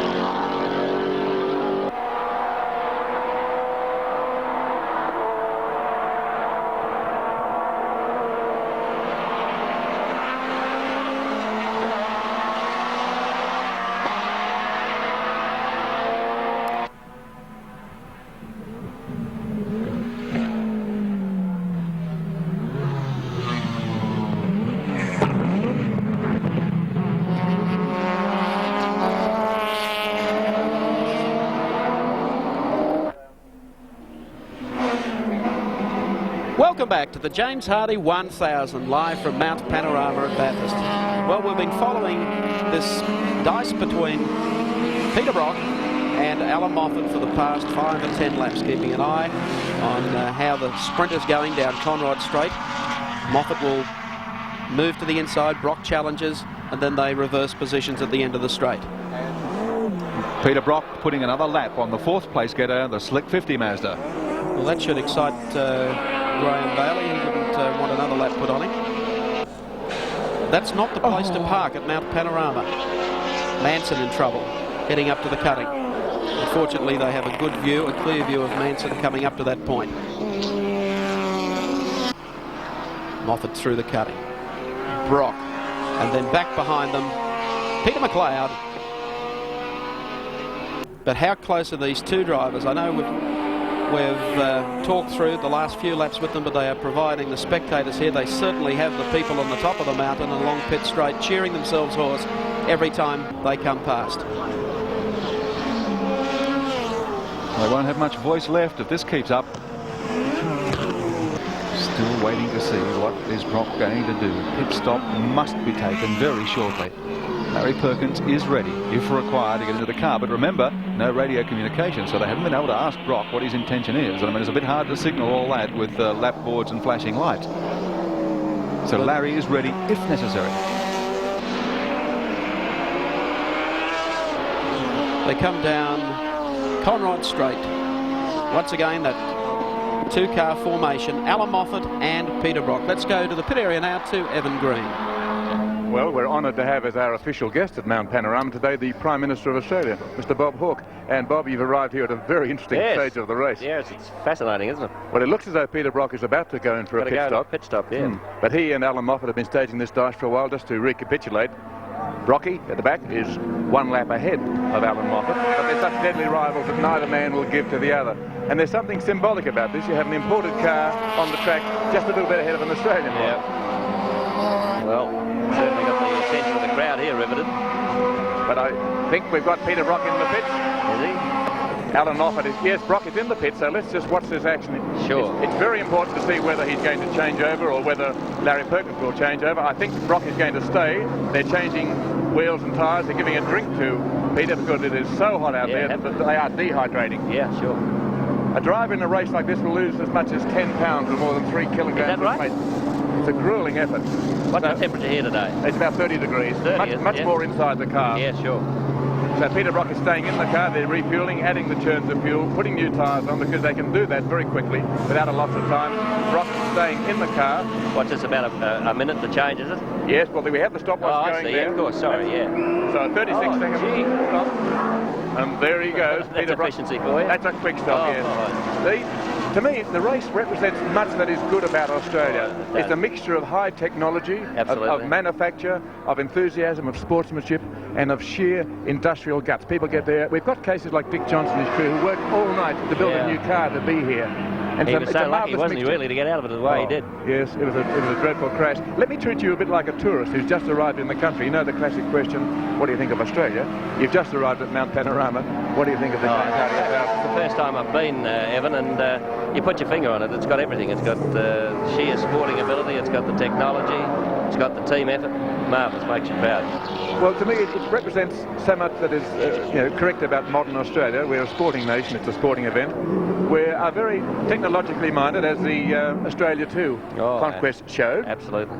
And we've got some good drivers. There's people like Jack Bradman, Alan Jones, Peter Brock, Alan Moffat, and others have showed for years. Yeah, and it's not only the technology on there. The ATN7 coverage of this is a great illustration of the lead in technology that we have in that area. I mean, this, as I understand what I've been reading, what you call the race cams, you've got in 3 cars, haven't you? Yes. Well, you've provided the lead in the world, haven't you? Yes, they do lead the world. In fact, when America wanted to adopt a similar system to cover big races like the Daytona, they brought the Australians over. Yeah, that's great. And every year, Jeff Healy and the team, John Porter, the man who's devised it, they go across to America and show the Americans how to use this equipment. There's a flag marshal now. There are 700 officials from the Australian Racing Drivers Club here helping. They do everything from take tickets and clean up the place to do the very critical job of waving flags, each with a different colour, and to give a different meaning to the drivers, so the drivers can be warned of what lies ahead. Yeah. Now, most of them are volunteers. That's absolutely fantastic, giving so much enjoyment not only to the 45,000 people here, but you're going to every capital city now, with Darwin being in for the first year, so every capital city and every regional station, I think. Every station that has a commercial station here is getting this picture. You got any estimate of how many people will be watching? A conservative figure is 6 million. Yeah, that's great service you're providing. Yeah. And of course it goes around the world as well. It'll be seen in America, in Britain, in Hong Kong, Singapore, New Zealand, and many other places where they like motor It's a great tribute to your organisation, what you've done here. Absolutely. Now you're going to be presenting the main prizes. Yep, that's right. Well, I'm not quite sure who's going to win it. The two are in contention. Well, we've got a lot of excitement in front of us before that happens. Yes. Yeah. Oh, if there's one thing that's true about the race here at Mount Panorama, it is never over till the checkered flag is out. And in many cases of last-minute dramas. We had the case back in 1976 when Bob Morris and John Fitzpatrick, an English driver, won. That's right. Where Fitzy had to nurse the car to the line with the smoking differential. He just made it. That's one of the very few occasions when an overseas driver's taken it out, isn't it? That's right, yes, indeed. Rano Alton, the Finnish driver, was the first back in 1966. Then John Fitzpatrick. Jackie Ix partnered Alan Moffat. Moffat had to take it over the line in the end, didn't he? That's right. No, it's a great race. It does capture public imagination. Certainly does. We go to all parts of Australia, and all parts of Australia come here. If you were to walk up on the mountain and see the crowd here, you'd find people from Darwin and Perth. Well, I've already seen that coming in. People telling me from the various parts of Australia they come from even. Yes. Look at this man drive. Peter Brock, he's an Australian. He's been driving for many years now. He's, 38? He started in 69, I think, didn't he, here? Only as a young fellow. He used to race, of all things, an Austin A30 with a hole and engine in it. Is that right? Which must have been like trying to balance a ballpoint pen. And look at the way he drives. He is a superb driver. Absolutely. Very fast, but so cool and unflurried. He's one of the world's great car drivers, I've no doubt. He never went overseas, or very rarely. He hasn't gone such as Jack Brabham did or Alan Jones to race in Formula One. But as far as touring cars, which are Peter's speciality, he'd have to be in the top rank there. You maybe would put 3 or 4 other people around the world in the same class. Is that right? Yeah. That's great credit to him. Alan Moffat, Canadian-born, been here. He raced first in 1964. A much different character to Peter. Peter is very much carefree, but very relaxed. That's right. Yeah. Alan is much more intense, but a great driver and a great sportsman as well. And certainly has been following a pioneering path, trying to get the Mazda RX-7 to the winner's circle. I met Peter at the football the other day. He's an avid Collingwood fan, and he had a very large win over the Swans that day. I think he'd like to have the same margin today. Well, it's time for us to break for commercial requirements. Thank you. Well, I'd like to congratulate ATN 7 again. As I've said, it's a magnificent technological achievement that you've made. You're not only here in Australia, but you're leading the world. Congratulations. Thank you. Thank you, Evan Green, and thank you, Mr. Prime Minister. The great race continues. We'll be taking a break and returning live to Mount Panorama for some more racing.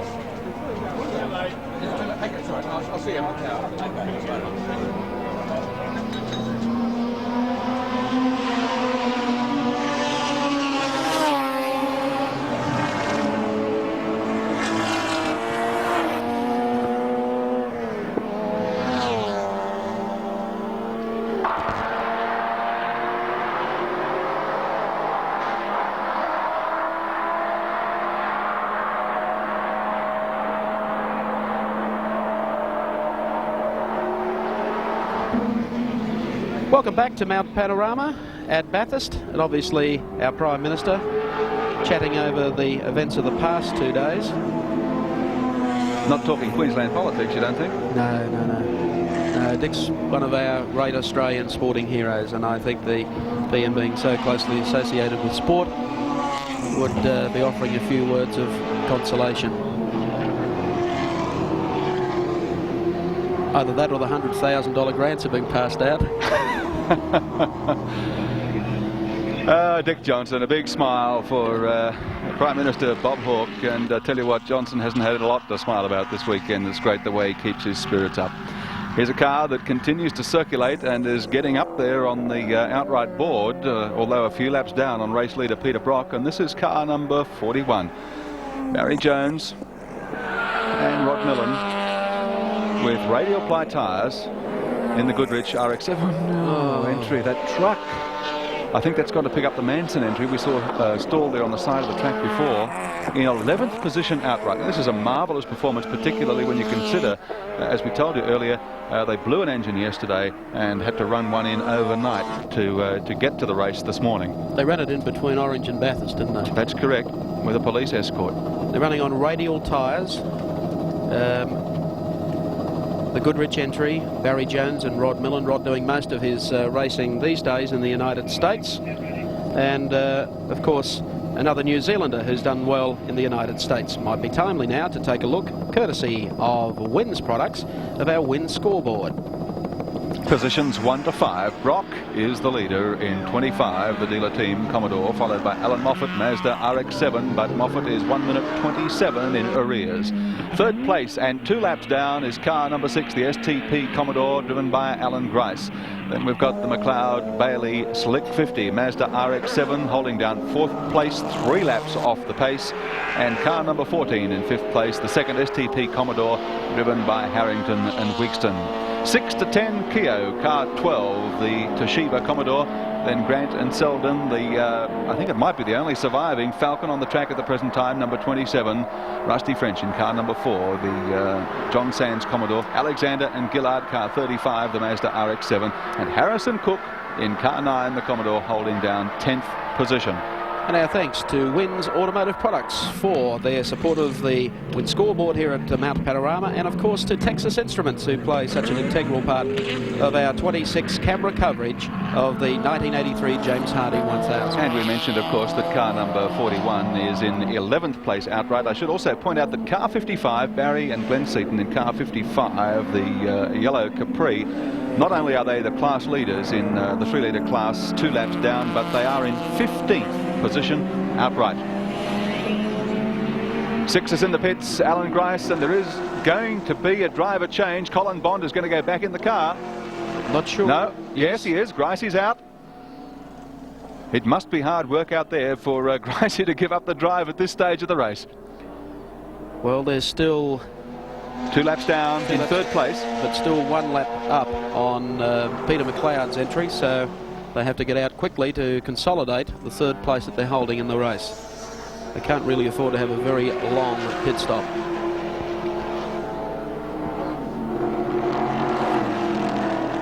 Looks like a topping up process, and also checking to see if they're working on the brakes again. Yes, they are. Brock Moffat, Grice McLeod. That was the signal that just went out to Alan Moffat from his crew. Still working there and having difficulty getting Colin Bond strapped in properly, and also the bonnet is up, the wheel at the front isn't on. They've got a problem, a real problem. Time is ticking away. Now the McLeod Slick 50 Mazda can't be far off. In fact, it's going through now past the start-finish line, and that'll put him into 3rd place on the racetrack. Peter McLeod, Graham Bailey, the Slick 50 Mazda RX-7, by our calculations now moves into 3rd spot on the racetrack. The STP Commodore still in the pits.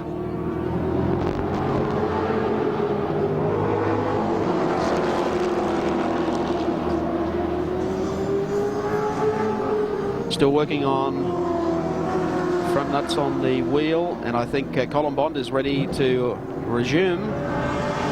Yes, out goes Colin Bond, taking over from Alan Grice after a fairly lengthy pit stop. 135 laps have been completed. And we'll confirm for you whether McLeod has in fact, McLeod was down a couple of laps. He's got to check on his last pit stop to bring you up to date. We'll do that in the next lap around the circuit. But Bond has returned to the racetrack. The race still led by Peter Brock. We expect Alan Moffat back into the pits for his final pit stop within the next 2 laps, and we'll be covering that for you. I've done Bill O'Brien and Brian Sampson a disservice in car 26, the Everlast battery service entry, by saying that Alf Grant and David Selden were the only surviving XD Falcon in the race, because Bill and Brian are still out there circulating in their big Falcon.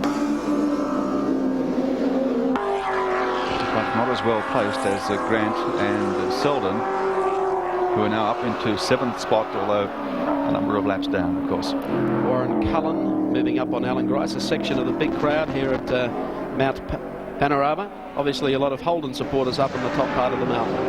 There's Colin Bond going through. Warren Cullen tried to see if he can put a lap on Grice and pull himself back up through the field again.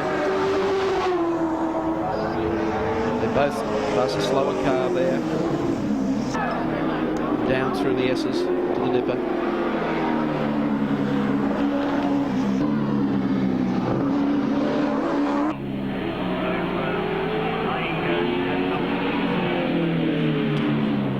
Margin at the head of the field is 1 minute 27 now between Bronk and Moffat. Grice, with Bond at the wheel, rather, Colin Bond at the wheel of the STP car.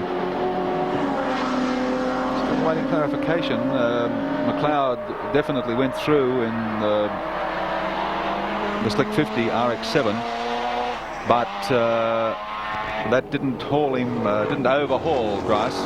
In fact, although he went through once, he didn't unlap himself.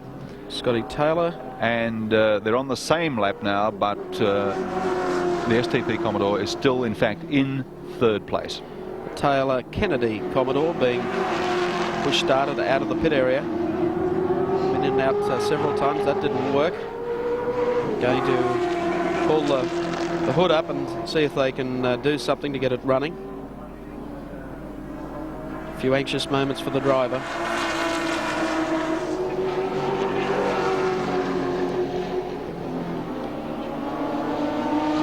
Well, a pit stop, and a lengthy one for the number 24 Commodore crew. There are 29 cars running on lap number 135 of the James Hardie 1000 Classic. We'll take a break and return live to Mount Panorama.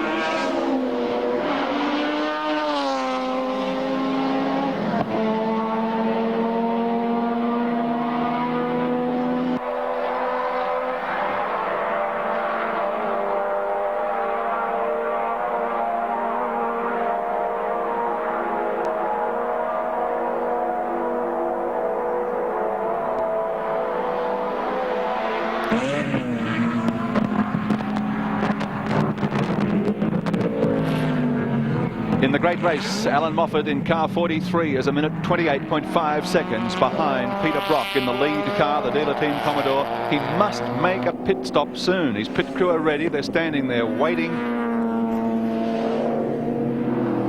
When is he going to come in? It must be within the next lap or so. They were all standing out on the edge of the pit road. I notice Adeyama is hopefully standing there. Team manager Alan Horsley. I reckon that Katayama's got as much chance of getting in that car as me. Soon see. George Fury keeping on the pace, allowing for the time that they spent in the pits earlier today. There's the vehicle pointing to the drivers. Another big Falcon going through. Gary Wilmington still circulating. Moffat on his tail. Good to see the Everlast car still going. Wilmington has done great stuff through the year at Amaru Park. Has turned in some of the fastest laps ever recorded round there in a V8. He signals Moffat, go round me, pal.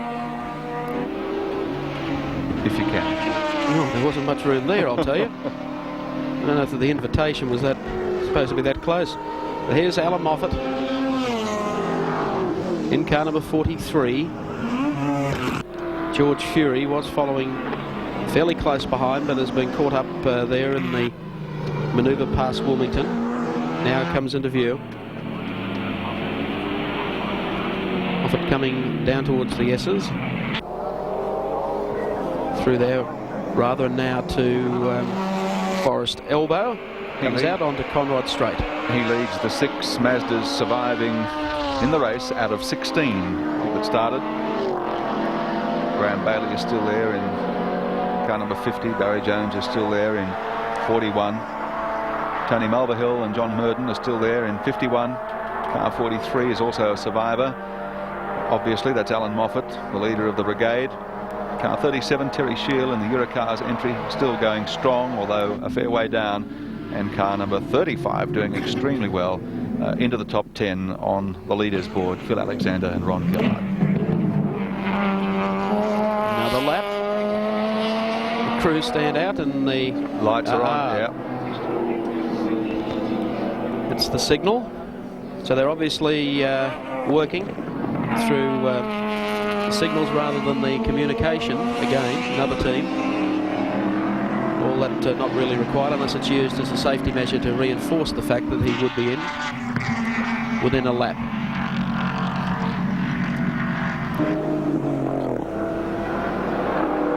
I think there has been a little confusion with the use of two-way radio communication between pit and entries in the past, Mike, simply because of the number of entries and the huge disturbance factor involved. There's been some difficulty with communication. And some of them have gone back to the tried and true method. Well, as has been pointed out earlier, that's exactly what the dealer team, Marlborough Holden dealer team, did in their approach to their races this year. And it would seem that maybe they're reinforcing this with the Alan Moffat Mazda team. Time you have everyone trying to get onto the same frequency. Bathurst, with so many different teams and a lot of cars that don't even make the race, be fairly hectic. The Ortex radar signal coming out from the straight again signals that car number 25, Peter Brock, running at 259 kilometres an hour down Conrod Straight the last time. Alan Moffat 255, so a 4 kilometre difference. On that basis, Peter Brock is 1 minute 28.7 seconds ahead of Alan Moffat. In the 3-litre class, the Seatons are still doing it and comfortably. 2 laps ahead in that class, car 55, the Capri of Barry and Glenn Seaton. Second place getter in the class is car number 64, Les Gross and Alan Cant, also in a Capri, and Ray Gulson and Gerard Murphy in car 58, a third in the under 3-litre class. The Audi was up there with Chris Heyer and Don Bretland earlier, but they've since disappeared off the 3-litre leaders board. Coming in for what could be The critical pit stop of the race. Alan Moffat in second place behind Peter Brock on the road. Moves into pit bay number 1. Katayama, his co-driver, stands by to see if he's required. Trying to see if the door will open. Or are they talking to Moffat? At this stage, it would seem we'll cross down to Peter Werrett to cover this.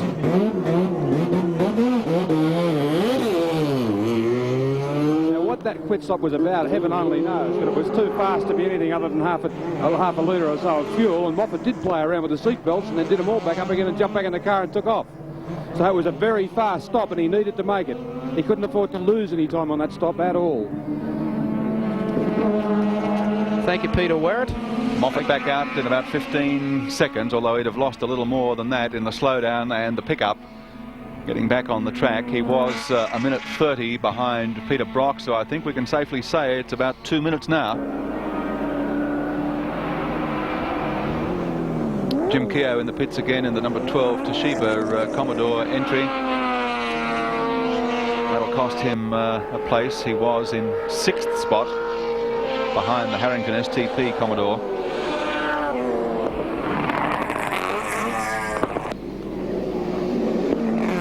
And 6th spot now, in fact, has been taken by car number 27, so it's the highest place XD Falcon in the race. Alf Grant and David Selden Baiji, they're doing a good job to keep that big car going and have now moved up as high as 6th position.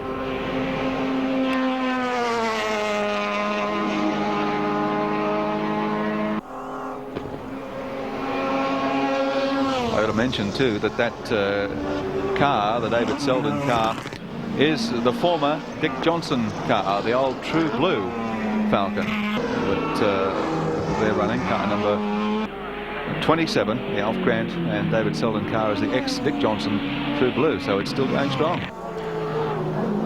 Alan Moffat coming down, of course, into Forest Elbow. Let's cross over to the pits and to Evan Green. I have one of the internationals in the field here, Rod Millen, formerly from New Zealand, now from America. You've done mainly rallying in your life, Rod. How do you find the transition to Mount Panorama?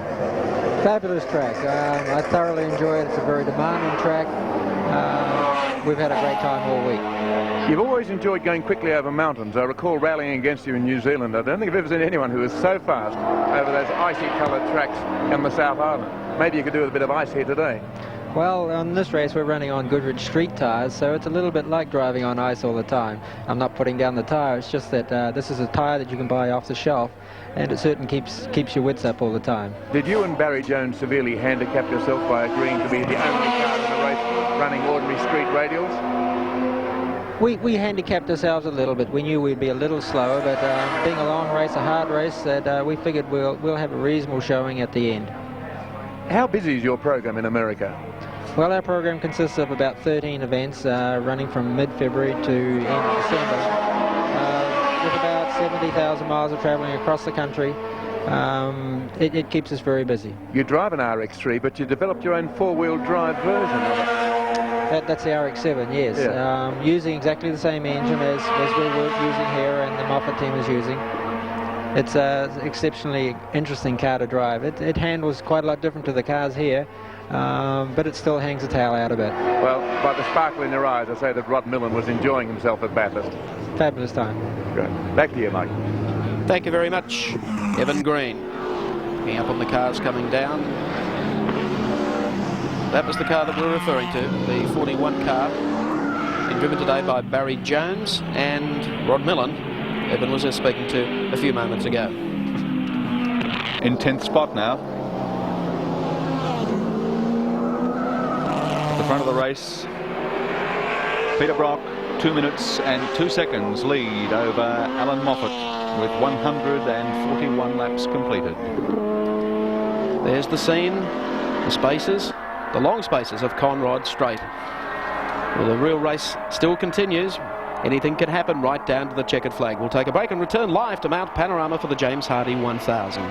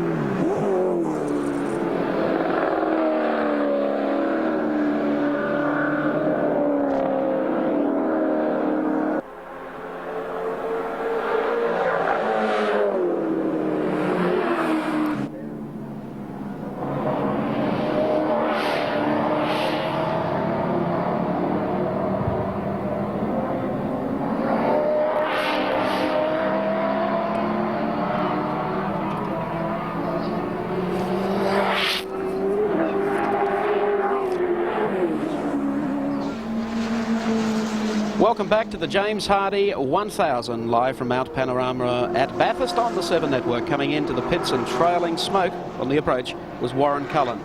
Warren Cullen was right on the pace in the early stages of the race, and in fact on lap 22, his car number is 22, he held down second place behind Alan Grice and ahead of Moffat, Morris and the Richards BMW, but I'm afraid I don't think he's going to see out the day today.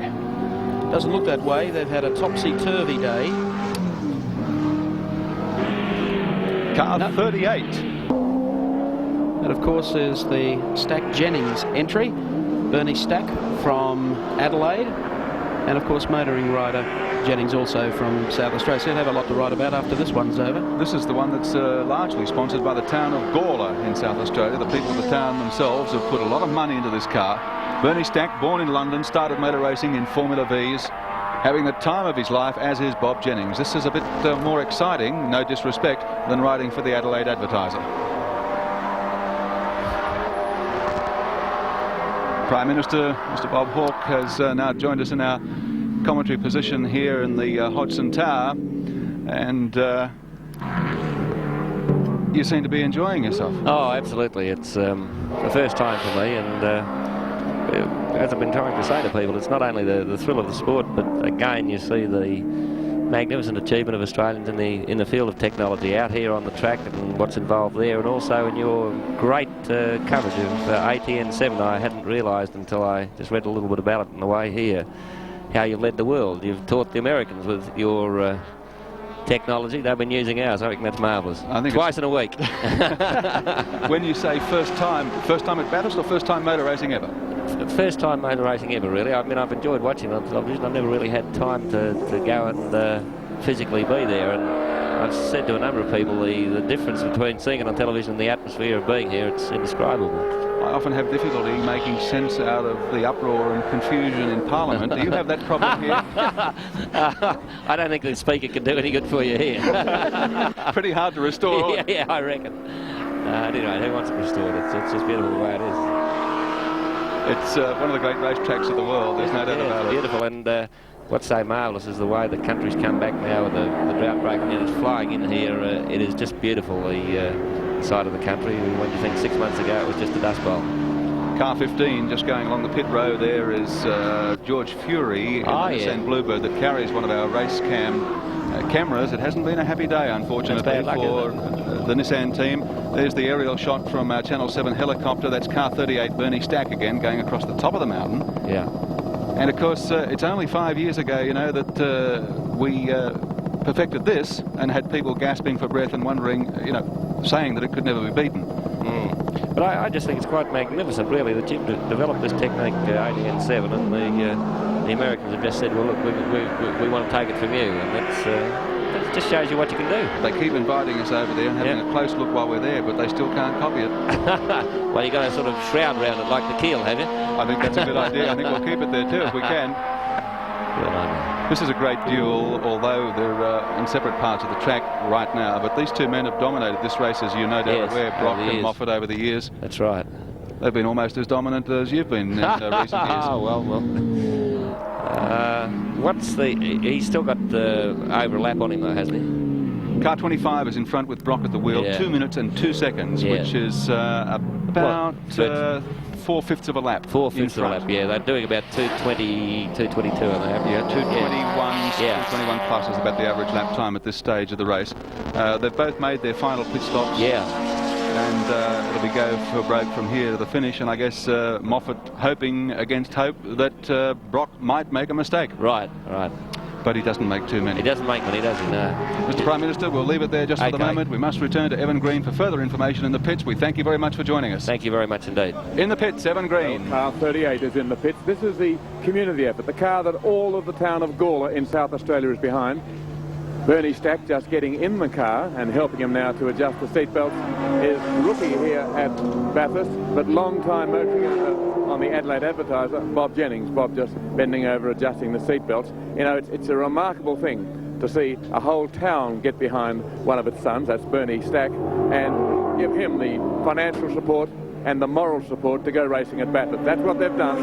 There are parties all over Gawler today to watch Bernie in action. They've had all sorts of problems, but they typify the spirit of so many competitors here by keeping on. They've changed gearboxes, differentials, they're still going. Bob just telling him how the car is, telling him what lies around the track. Bernie's now on his way. I'll just speak to Bob before he goes. I was just saying, Bob, that it's a great effort as far as the people of Gawler in getting behind this entry. Fantastic effort by the people of Gawler, Evan. Also by the mechanics who have kept the car running today. They've changed so far the differential and cured a fuel starvation problem caused by stuff in the fuel tank. What makes people keep on going when they know they can't win, they know they're hopelessly out of the pace in terms of number of laps? Why do they keep on going with the enthusiasm they show? It's got me whacked, Evan. Enthusiasm. These boys have been working for the past 3 or 4 nights, and they're still going, they're still enthusiastic. Bob, you've done a lot of driving, you've been all over the world, but it's your first time at Mount Panorama. What's it like? Fabulous. I'm down there for a few more laps.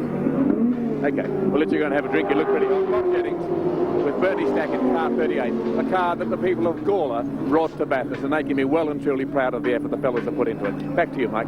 Thank you, Evan. Yes, indeed, they probably are, to see the cars still out there and circulating around. There's our race leader, still 2 minutes 4 seconds on the road in front of Alan Moffat, number 43. The King of the Mountain, they call him, Peter Brock.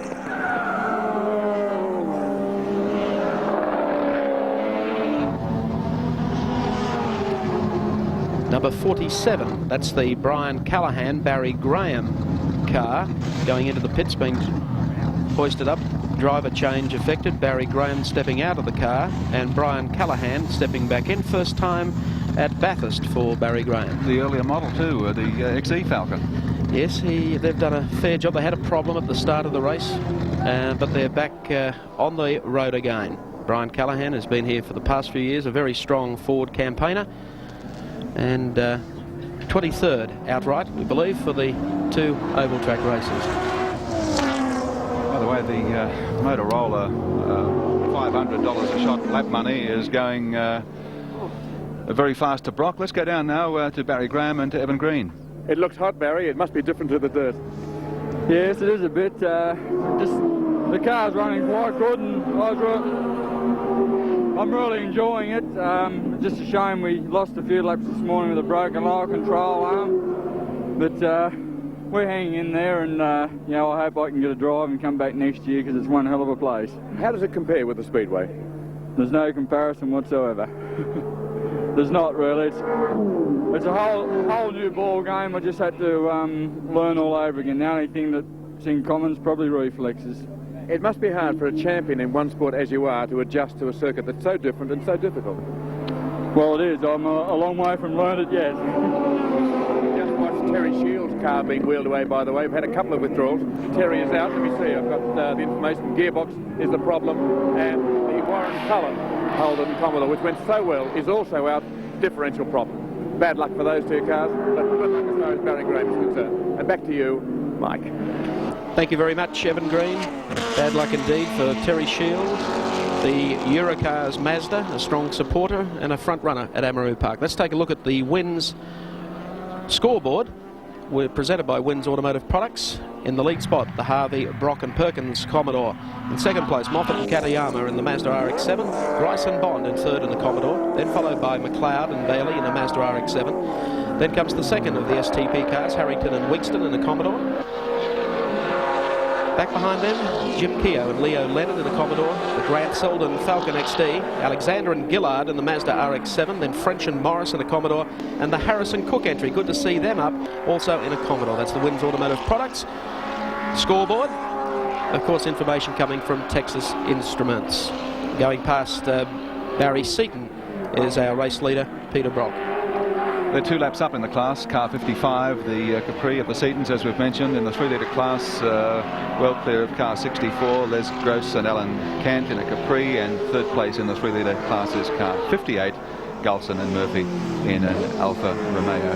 And the Seatons in 15th place outright. So a great job in, as we've mentioned, this oh so durable race car, the Capri. There's Peter Brock down through the mountain, just putting a lap on Barry Seaton. They lead the small car class. We'll take a break and then return live for the James Hardie 1000 at Mount Panorama Bathurst.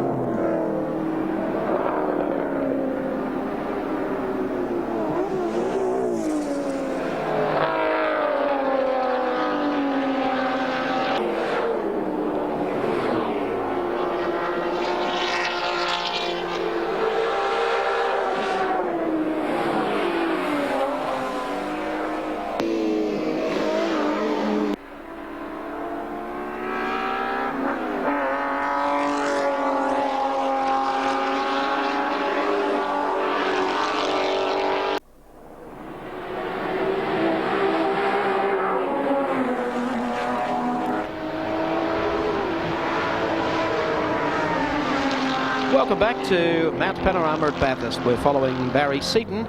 Great little scrap going on here between these two Ford Capris coming over the mountain.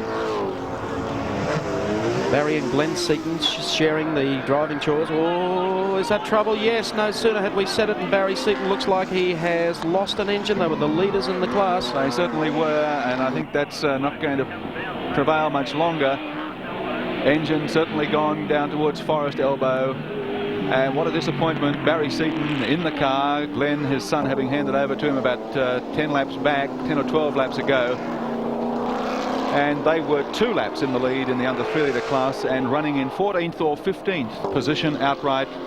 It had been a tremendous effort on their part, and it's all gone up, if you'll pardon the expression, in smoke.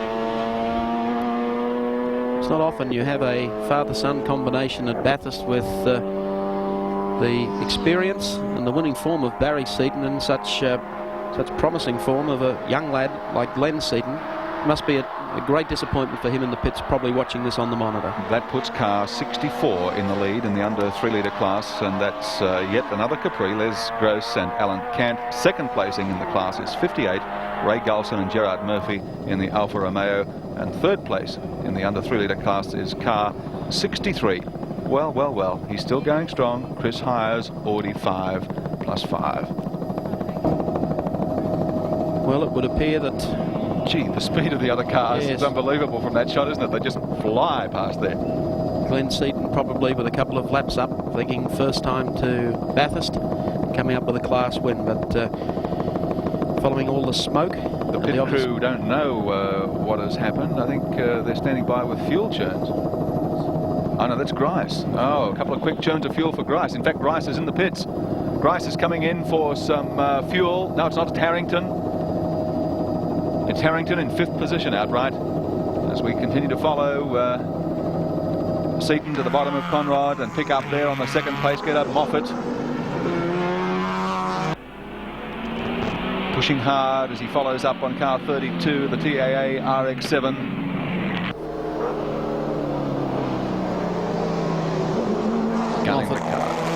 Through Forest Elbow, there's Rusty French just ahead of him, and the John Sands Commodore, number 4. 10 Commodores still running in this year's James Hardie 1000.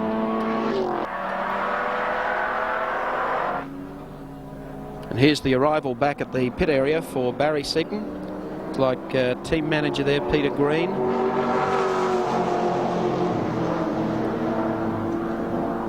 Barry said, I don't know what's wrong with it. That's if it's not running, but it's certainly going to need some oil.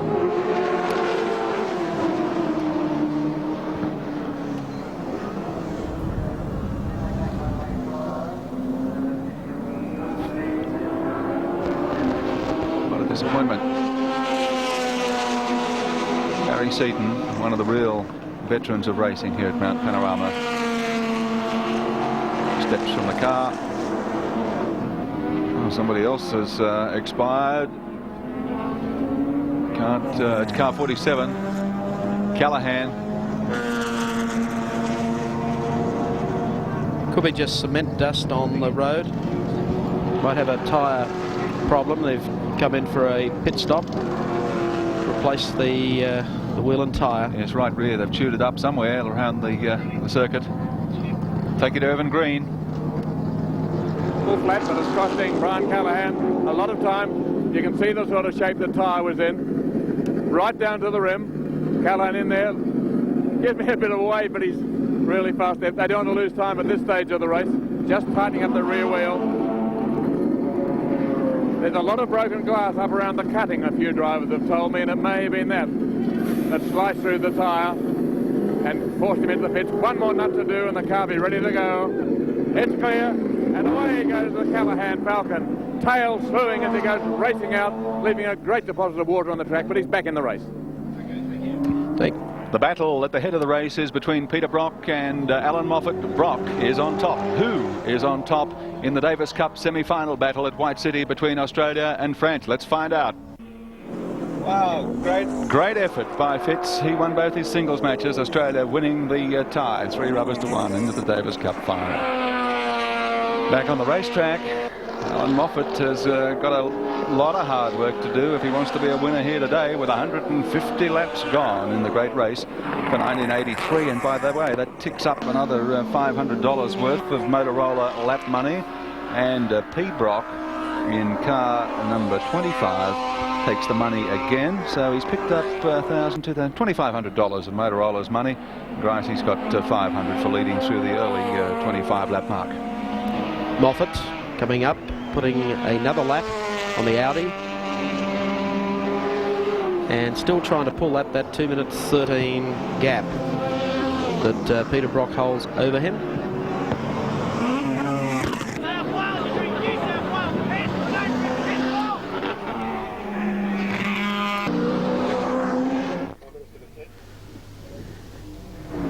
Seen from the VIP centre here at Mount Panorama, VIP suites along the pit straight. The Prime Minister, Mr. Bob Hawke, obviously enjoying his day at the motor races with Ted Thomas, the manager of ATN Channel 7 in Sydney, and the other guests. Once again, the Toshiba car is about to be gathered up by Alan Moffat as they race down Conrod Straight. Here they come, halfway down Conrod, and here he goes, the outside. Moffat going through, and here's another group following them as Moffat comes down for the completion of another lap into Murray's Corner. Through the gears, and Moffat still maintaining the same pace that he has for the past 10 laps.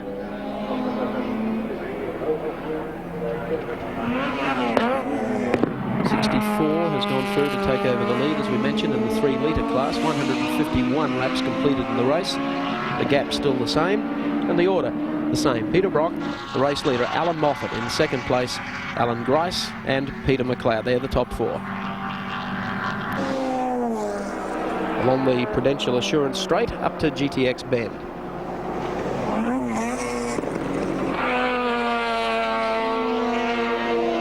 And the high whining peripheral ported Mazda RX-7. Very, very tidy indeed as Moffat. Every lap always looks the same. He makes it look ever so easy.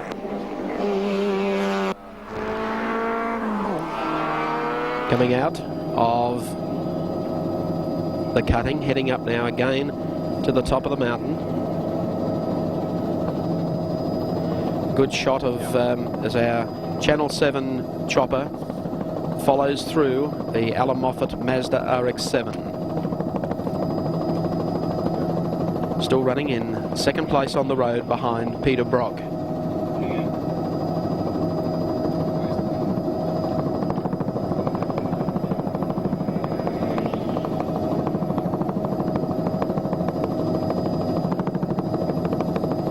Very clean lines.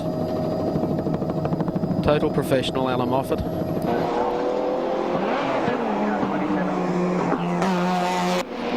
Conrod straight again for Alan Moffat.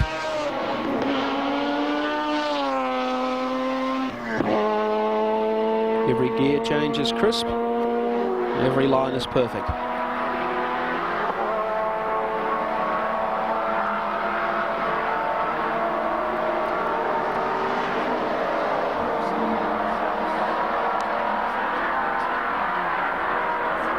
The lonely drive from second place.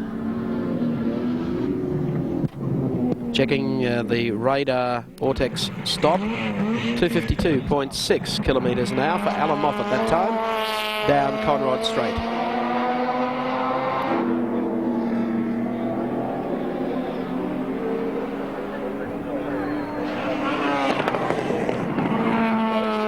The gap between first and second, here we have the Ken Matthews car. That's the Today FM car and Topfer.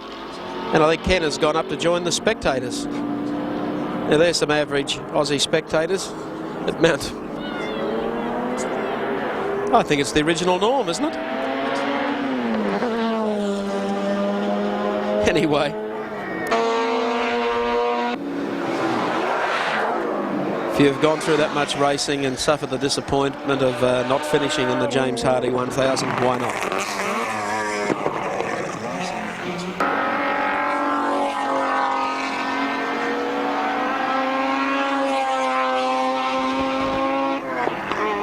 Up to the top of the mountain again for Alan Moffat. Mike Bergman car still running. Gene Cook for our Tasmanian viewers still running strongly with John Walker after losing ground at the early part of the race.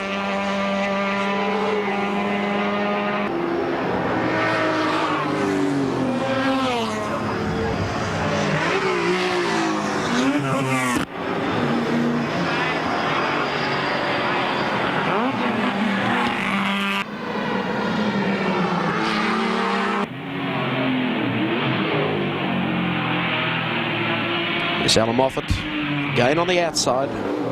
Very fast line through that corner.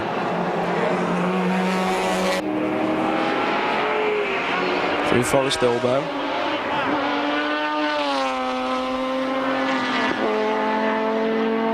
And away goes Moffat again down Conrod straight. Giving you the radar times of Alan Moffat, still running very competitively. In second place, but poised to strike should anything go wrong with our race leader, Peter Brock. So Peter Brock still leading. Here's a sample of the big crowd in attendance. We'll take a pause and then return to Mount Panorama for the James Hardie 1000.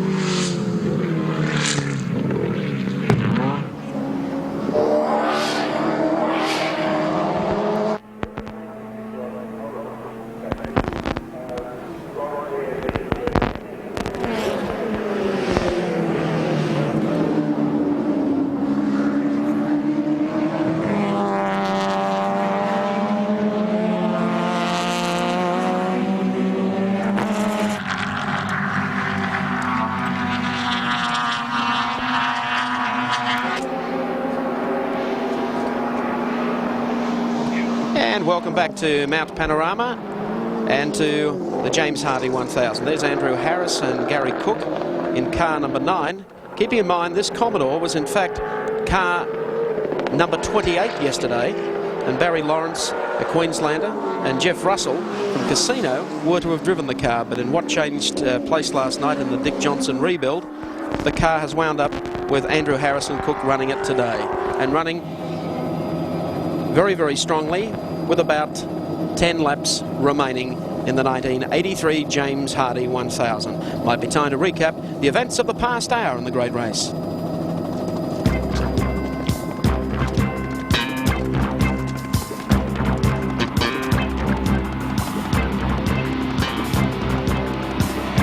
Sixth hour of the James Hardie 1000 saw the great duel between Moffat and Brock. Brock actually in front by almost a lap on the racetrack, but these two dogged each other for lap after lap, trying to force each other into error, neither man giving way. Prime Minister Bob Hawke enjoying the action in the pit studio, talking to Evan Green and watching on the monitors as those two men, the heroes of Bathurst, circulated round the track. Then in they came for a quick pit stop. Fuel. Check the tyres. Perkins checks with Brock, gives him a drink. Can you last to the finish? No trouble.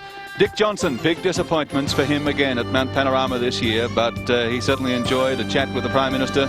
Whilst at the top of the mountain, Barry Jones circulated in the Goodrich RX-7 car, 41, running on radials, and right in on the tail of the top 10 positions. Meantime, Alan Grice in the car. The STP Commodore handed over to Colin Bond. Bondi heading out to keep the flag flying for them, holding down third spot in the race. Then Moffat into the pits for a very quick fuel stop indeed. Check the safety harness, something there he didn't like. Clean the window. In goes a churn, 2 churns of fuel, and this will last Moffat to the finish. Out he goes to rejoin the great race. A lot of ground to make on Peter Brock. Goodbye, Warren Cullen. Had been second early in the race, but that certainly looked terminal. Their car 38, the Commodore from Gawler in South Australia. Bernie Stack and Bob Jennings driving for the town. Disappointment for Terry Shield, who tried hard, was in and out of the pits on several occasions with handling problems. Handling problem there for Ken Matthews in the 2-day car. It wasn't his day, the number 19 Commodore, and it wasn't to be the day for the Seatons. Father and son, Barry and Glenn, class leaders by 2 laps in car 55, the Capri, 15th outright when the engine blew. Sad day. And Brian Callahan in the big XE Falcon with tyre troubles, a costly pit stop. And welcome back to Mount Panorama after Gary has updated the progress of the past hour of the James Hardie 1000. Here's a familiar sight. The Callahan car leads up, then followed of course by the Alan Moffat RX-7, and just look who is coming in behind. Peter Brock.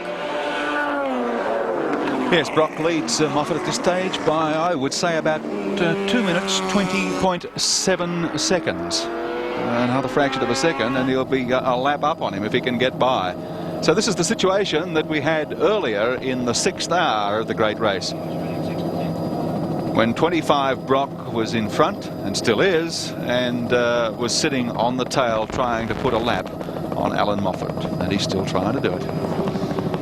Getting a little more spirited. Moffat still in the 2nd place, and Peter Brock with about 9 laps or so, 9 3/4 laps still remaining to the finish. Doesn't really want to get himself involved in anything that could prove costly in the way of wanting to race someone who's already 2 minutes 20 seconds on the road behind him. The crowd would love this though, the sight of Peter Brock pulling back in Alan Moffat as they approach Conrod Straight. Brock's done a great job here today, coming back from being out of the race, so to speak, in the 05 car. Great understanding on the part of John Harvey, who will also be listed as a co-winner of the 3-car, the 3-driver team of the dealer squad here today at Bathurst. There's Peter Brock on the outside, but we'll see if Moffat comes back again on the inside, as one would expect him to do. And the lighter car. Maybe Brock just wants to let the crowd see now that he's ready to do some racing. Is he waving again? 7 laps remaining. And the crowd along pit straight just think that is absolutely marvellous. Well, he's got him again. A lap up is Peter Brock on Alan Moffat. 1-2 in the great race for 83 as we check the positions 1 to 10 on the win scoreboard. There it is, Brock in front in the dealer team Commodore 43, the RX-7, Alan Moffat. Then Colin Bond at the wheel of the STP Commodore number 6. Harrington Wigston Commodore number 14 is in 4th place. In 5th place held down by Peter McLeod and Graham Bailey in the Slick 50 Mazda RX-7. Position 6, Jim Kerr's Commodore, and Grant and Selden, the highest placed Falcon XD, car 27. Alexander and Gillard, another RX-7, so there are 3 of them in the top 10, car 35. French and Morris, Rusty French at the wheel of the car, the Sands Commodore number 4, and then Harris and Cook also in a Commodore filling out 10th spot, the top 10 on the win scoreboard in the great race with 6.5 laps to go for the race leader, Peter Brock. And Brock, the cheers have already started on the top of Mount Panorama. The flags are flying. You can hear that on top of the mountain. Alan Moffat going through.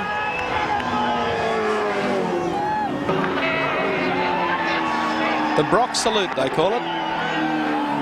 And they've started early, Gary, about 6 laps early. Well, Brocky's picked up that lap, got by Moffat as he went round on the bottom of the circuit. So this is the first time the people on the mountain have seen that.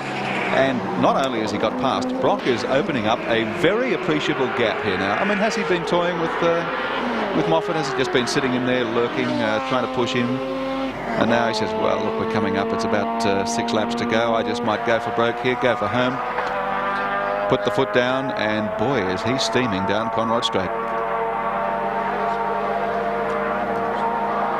Car 25, remembering that Brock started the day in the pride of the team, 0.5. But 0.5, unfortunately, was not to see the distance. In fact, it didn't see very much distance at all in today's great race. And Brock was forced to wheel the car in with the terminal problem on lap 7, the car losing an awful lot of oil. It was pushed away, and Brock stepped into the number 2 car, which was scheduled to be driven by John Harvey and Phil Brock. So Harvey, Peter Brock, and Larry Perkins have in fact all shared the drive of this car, and Phil Brock sitting on the sidelines. Car number 35 is in the pits. That's the Phil Alexander Ron Gillard Tokiko entry. RX-7, and they're quite well placed, 3, about 9th spot, I think, on the circuit at the present time. And it's a stop that they really didn't want to make at this stage of the race because somebody's under the car.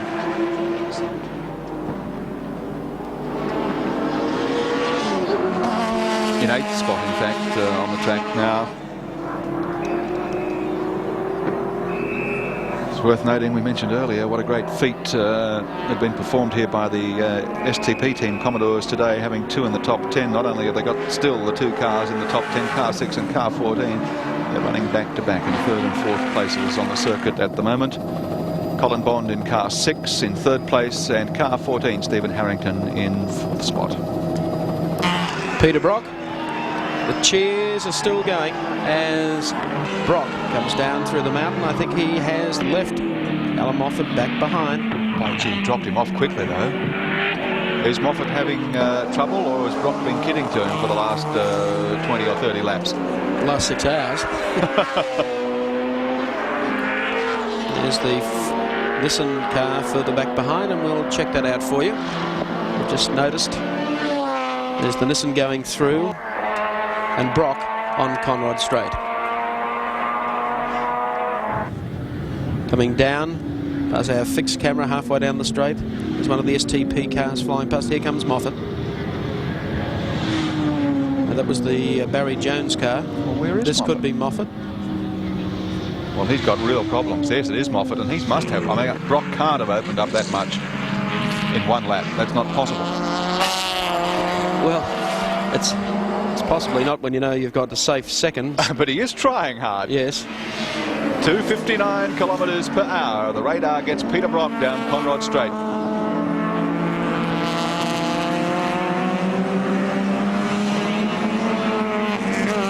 Laps remaining.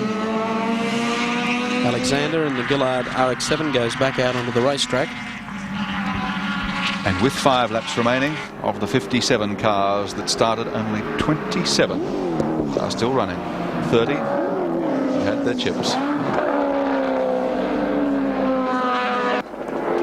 And that's one of the toughest dropout races, dropout rates in this race that we've seen for many a long year. I think almost in the history of it since the crash on the mountain, when half of them went in the early part of the race. There's Brock through BP cutting.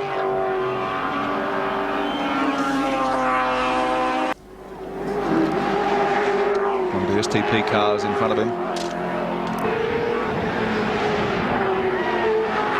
Brock is really putting the boot in for these last 5 laps. Yes, he certainly hasn't spared the car. I mean, if it's still got enough in reserve, only time will tell. If metrics aren't your go, that 259 k's down Conrod is 162 miles per hour. Nose to tail. Get over, he says. He said that's okay. I think it might have been Colin Bond, was it? No, it's Harrington in the second STP car. Brock is through. But Harrington went so close to the wall. Harrington didn't make it all that easy for him. I hope that's not Harrington on the brakes, or is he pulling out to have a run at Brock as they come down Conrod Straight? He's going to try. He's going to give it a try. He's going to try the outside line. No, he can't. No, couldn't get near him. Now the slight incline as they come down to Murray's Corner again.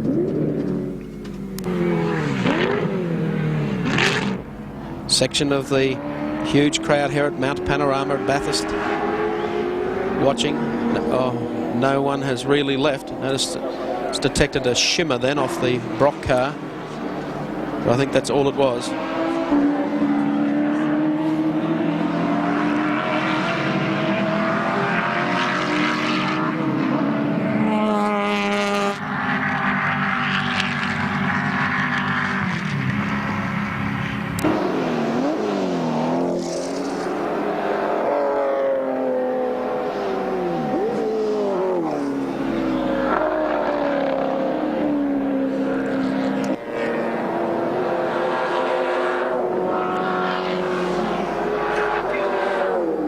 Okay, we watch Peter Brock coming through with only 4 laps to go in the great race of 83. We'll come back and see how he finishes it after this.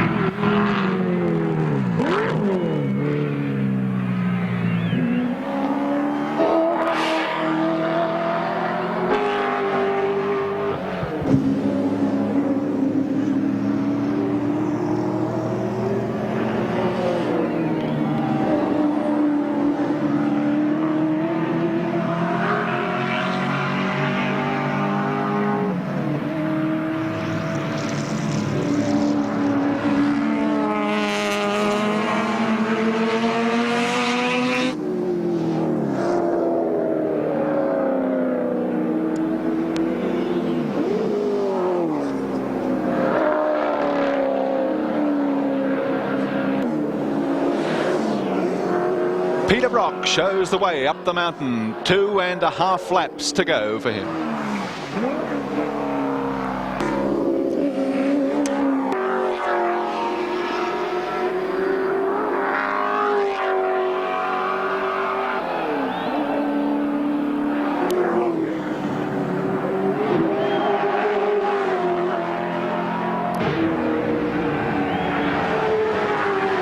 The crowd cheers again as Brock spears across the top of the mountain with 2.5 laps remaining in the great race, and the great race within his grasp. A lap up on car 43, the RX-7 of Alan Moffat.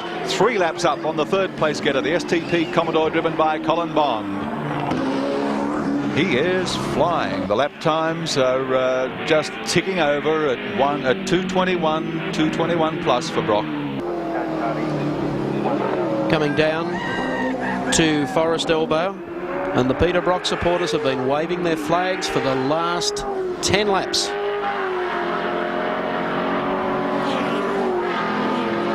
And the Peter Brock crew all gather around over there in the pit area. I think Peter Werrett is over there keeping an eye on that situation.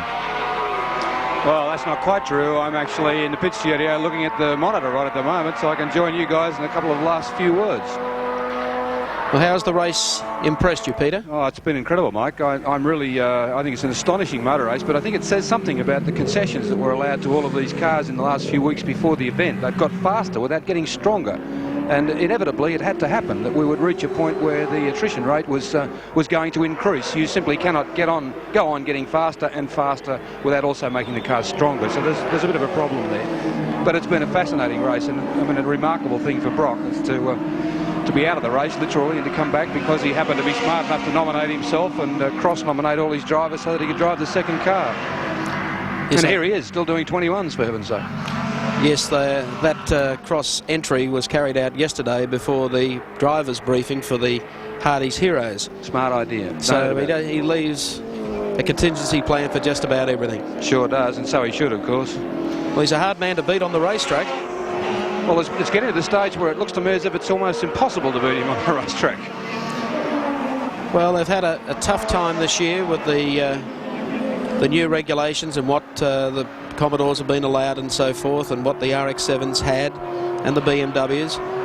But at this particular racetrack, he is a very hard man to beat. He's got it on the board, as they say, 6 wins, staring a 7th in the face. And just look at the spectator reaction. Every time he goes across the mountain, up goes the cheers for Peter Brock. Can't argue with his popularity, can you? Never. Peter Perfect. Done it again. I think he's going to get a hero's reception along pit road too when the time comes. He's also the popular pick with, I think, most of the other crews. And for about the first time today, the pressure is off the pit crews, and they're all clustered around the monitors at the back of the pits now, watching the closing stages of the race.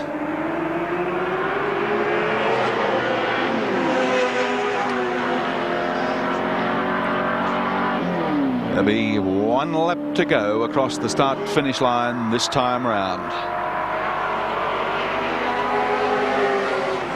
A lap plus on Alan Moffat, about 2 minutes 34 seconds in time. Mike and Gary, I think it's very likely that oh, look at that form finish first. That's sending them up, I'm afraid.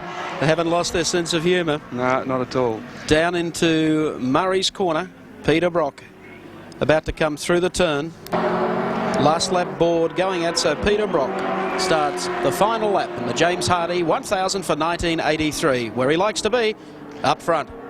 I'm not sure. I was about to say whether the Alan Moffat question is resolved. In fact, they were talking about him maybe foxing. I don't think he was. He was capable of racing at much the same lap time that he put down in practice. But as he said, that was off the pace, and it's been off the pace to the extent of just a fraction over a lap, hasn't it?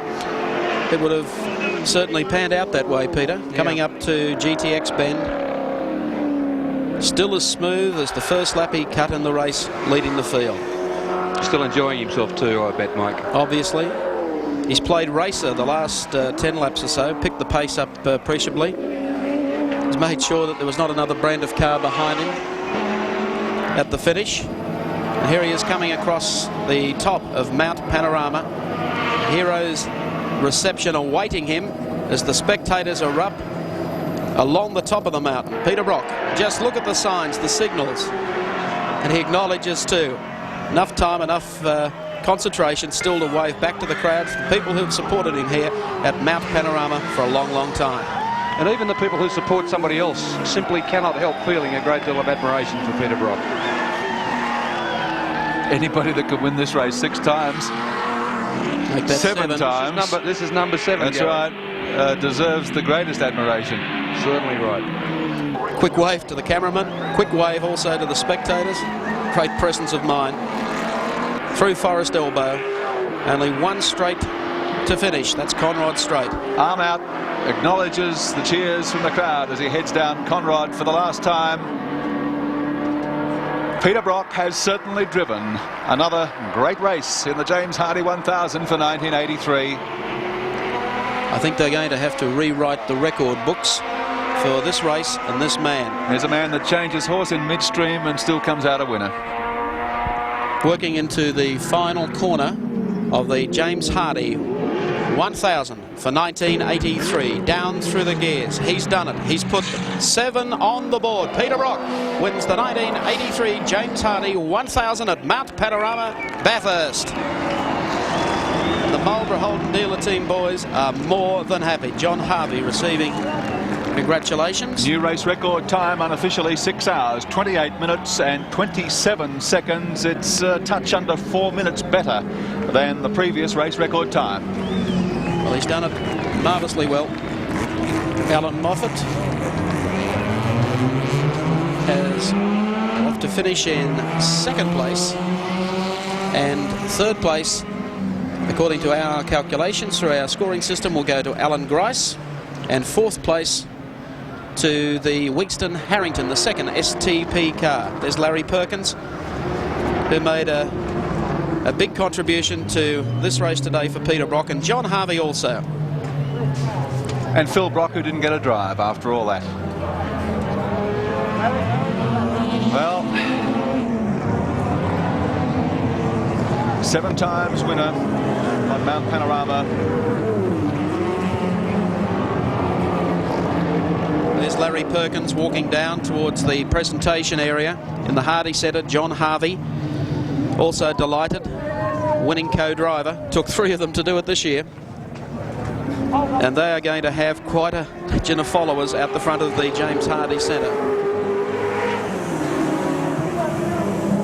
Be the first time today that 3 names have been credited with a win in 21 years of touring car marathons here at Mount Panorama. We'll take a break and then return for the presentation. Congratulations to Peter Brock.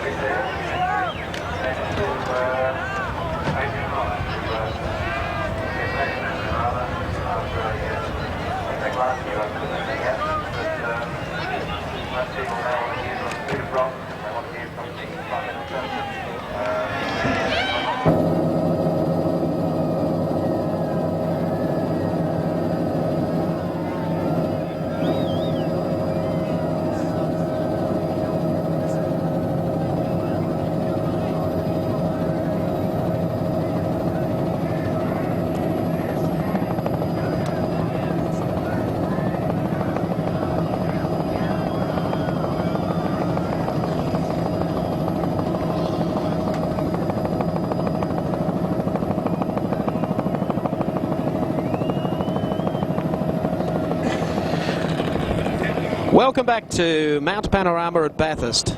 If you think people aren't excited and happy that Peter Brock has won here today, just take a look at these scenes.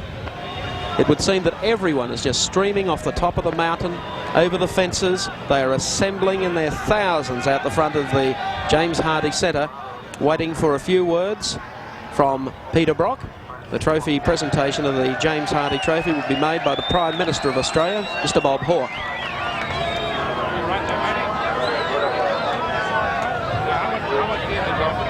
Evan Green and our Prime Minister already on the balcony of the James Hardie Centre. And a marvellous scene as the winning driver, Peter Brock.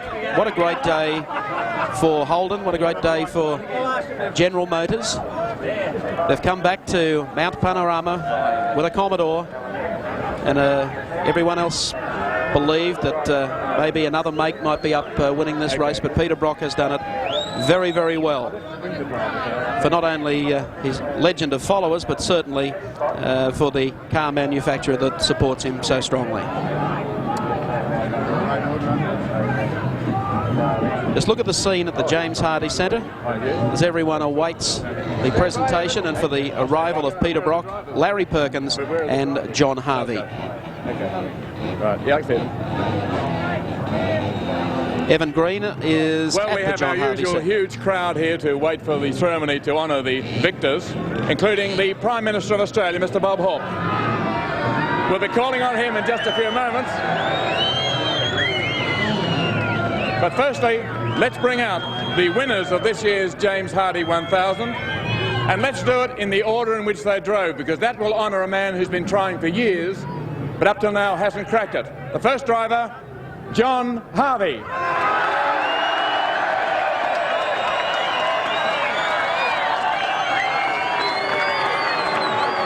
A bottle of champagne from Bathurst Mayor Max Hanrahan, a kiss from the Festival Queen, Karen Evans, and now the man who took the second stint and the last stint and has written his name even larger on the records of Bathurst, the man who's won it 7 times, Peter Brock.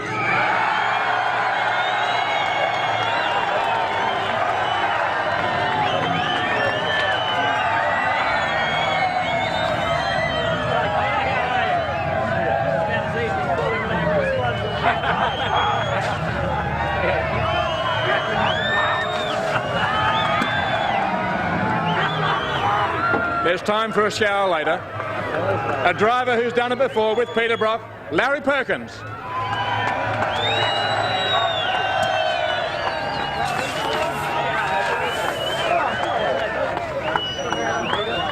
It's very technically going for a while. We'll be talking to the drivers in just a few moments, but first, let me now introduce to you the man who really makes this race possible. The chairman of James Hardie Industries, Mr. John Reid. Thank you, Evan. Ladies and gentlemen, I'd now like to introduce the Prime Minister of Australia, the Honourable Bob Hawke, to present the James Hardie 1000 trophy. The Prime Minister. G'day. John Reid. John Harvey, Larry Perkins and Peter Brock. I want on your behalf to congratulate these 3 great drivers for your magnificent achievement.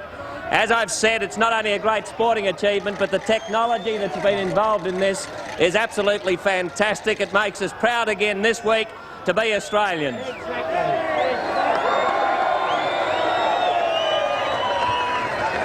And I know I would be speaking on your behalf too, to congratulate ATN7 for the magnificent coverage that they have given, because the technology that they've shown again has led the world.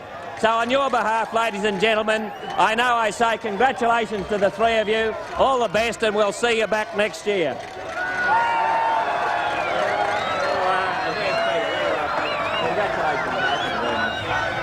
And also, may I say, congratulations and thank you to John Reid for what he's done here to James Hardie Industry. Without them, it wouldn't be possible. Thank you very much.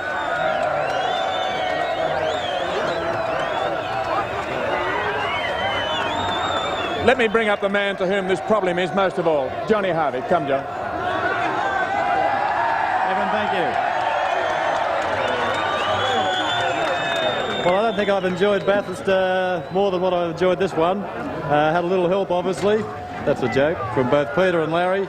And also Philip Brock, who unfortunately didn't get a drive today, but he's part of the team and helped all the way through the week to today's win. It's obviously Commodore country up here at Bathurst. Thank you. Larry Perkins. Come on, Larry, you've done this before. Thank you. Well, I've got to first thank the very good mechanics we got, Andy, Part, Martin, Mort, and all the other guys that have helped us right through. It's been tremendous. We couldn't have won without those guys, and thanks also to Philip for giving me his seat in the car. And now the man who made it 7 times today, Peter Brock. Come on, Peter.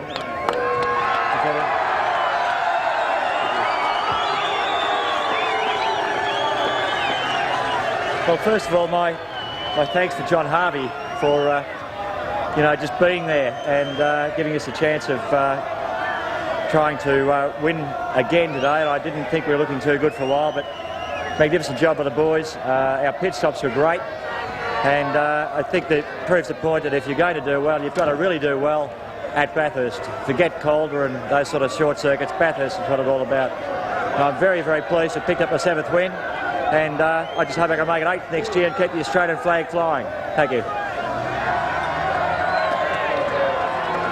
Since 1970,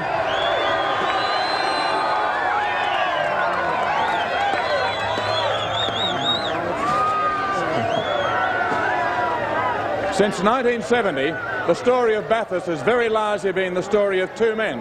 Peter Brock, who's now won it all these times, 7, and a man who's won it 4 times and today came 2nd, Alan Moffat. Are you there, Alan?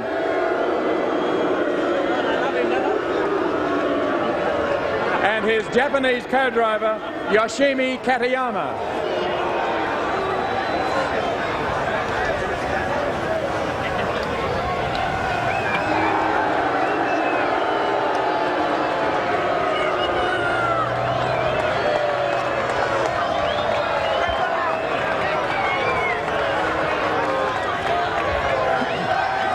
Well, Alan, you had your troubles during the week, but it was a great effort, and you must, no one likes to come 2nd, but you must have a certain feeling of accomplishment to have proved the point and done so very well here today. Yes, well, it's tough on the mountain no matter what you're driving, but I guess I can say it took 2 cars to beat me today. I've got a lot of people I want to thank, and since nobody here can hear me, I will just speak to the camera. Thanks, Martin, and everybody at Peter Stuyvesant, to Ray Baxter, and Malcolm Goff, and all the Mazda distributors and dealers throughout Australia who've supported us throughout the year. We put our best foot forward today, and Yoshimi and myself, I drove the car very hard, but the Holden was too good for us today. Now, come on. I know at heart you're all sportsmen. Let's acknowledge the man who is this year's National Touring Car Champion, who's one of the great drivers in this country. A big cheer, really, for Alan Moffat.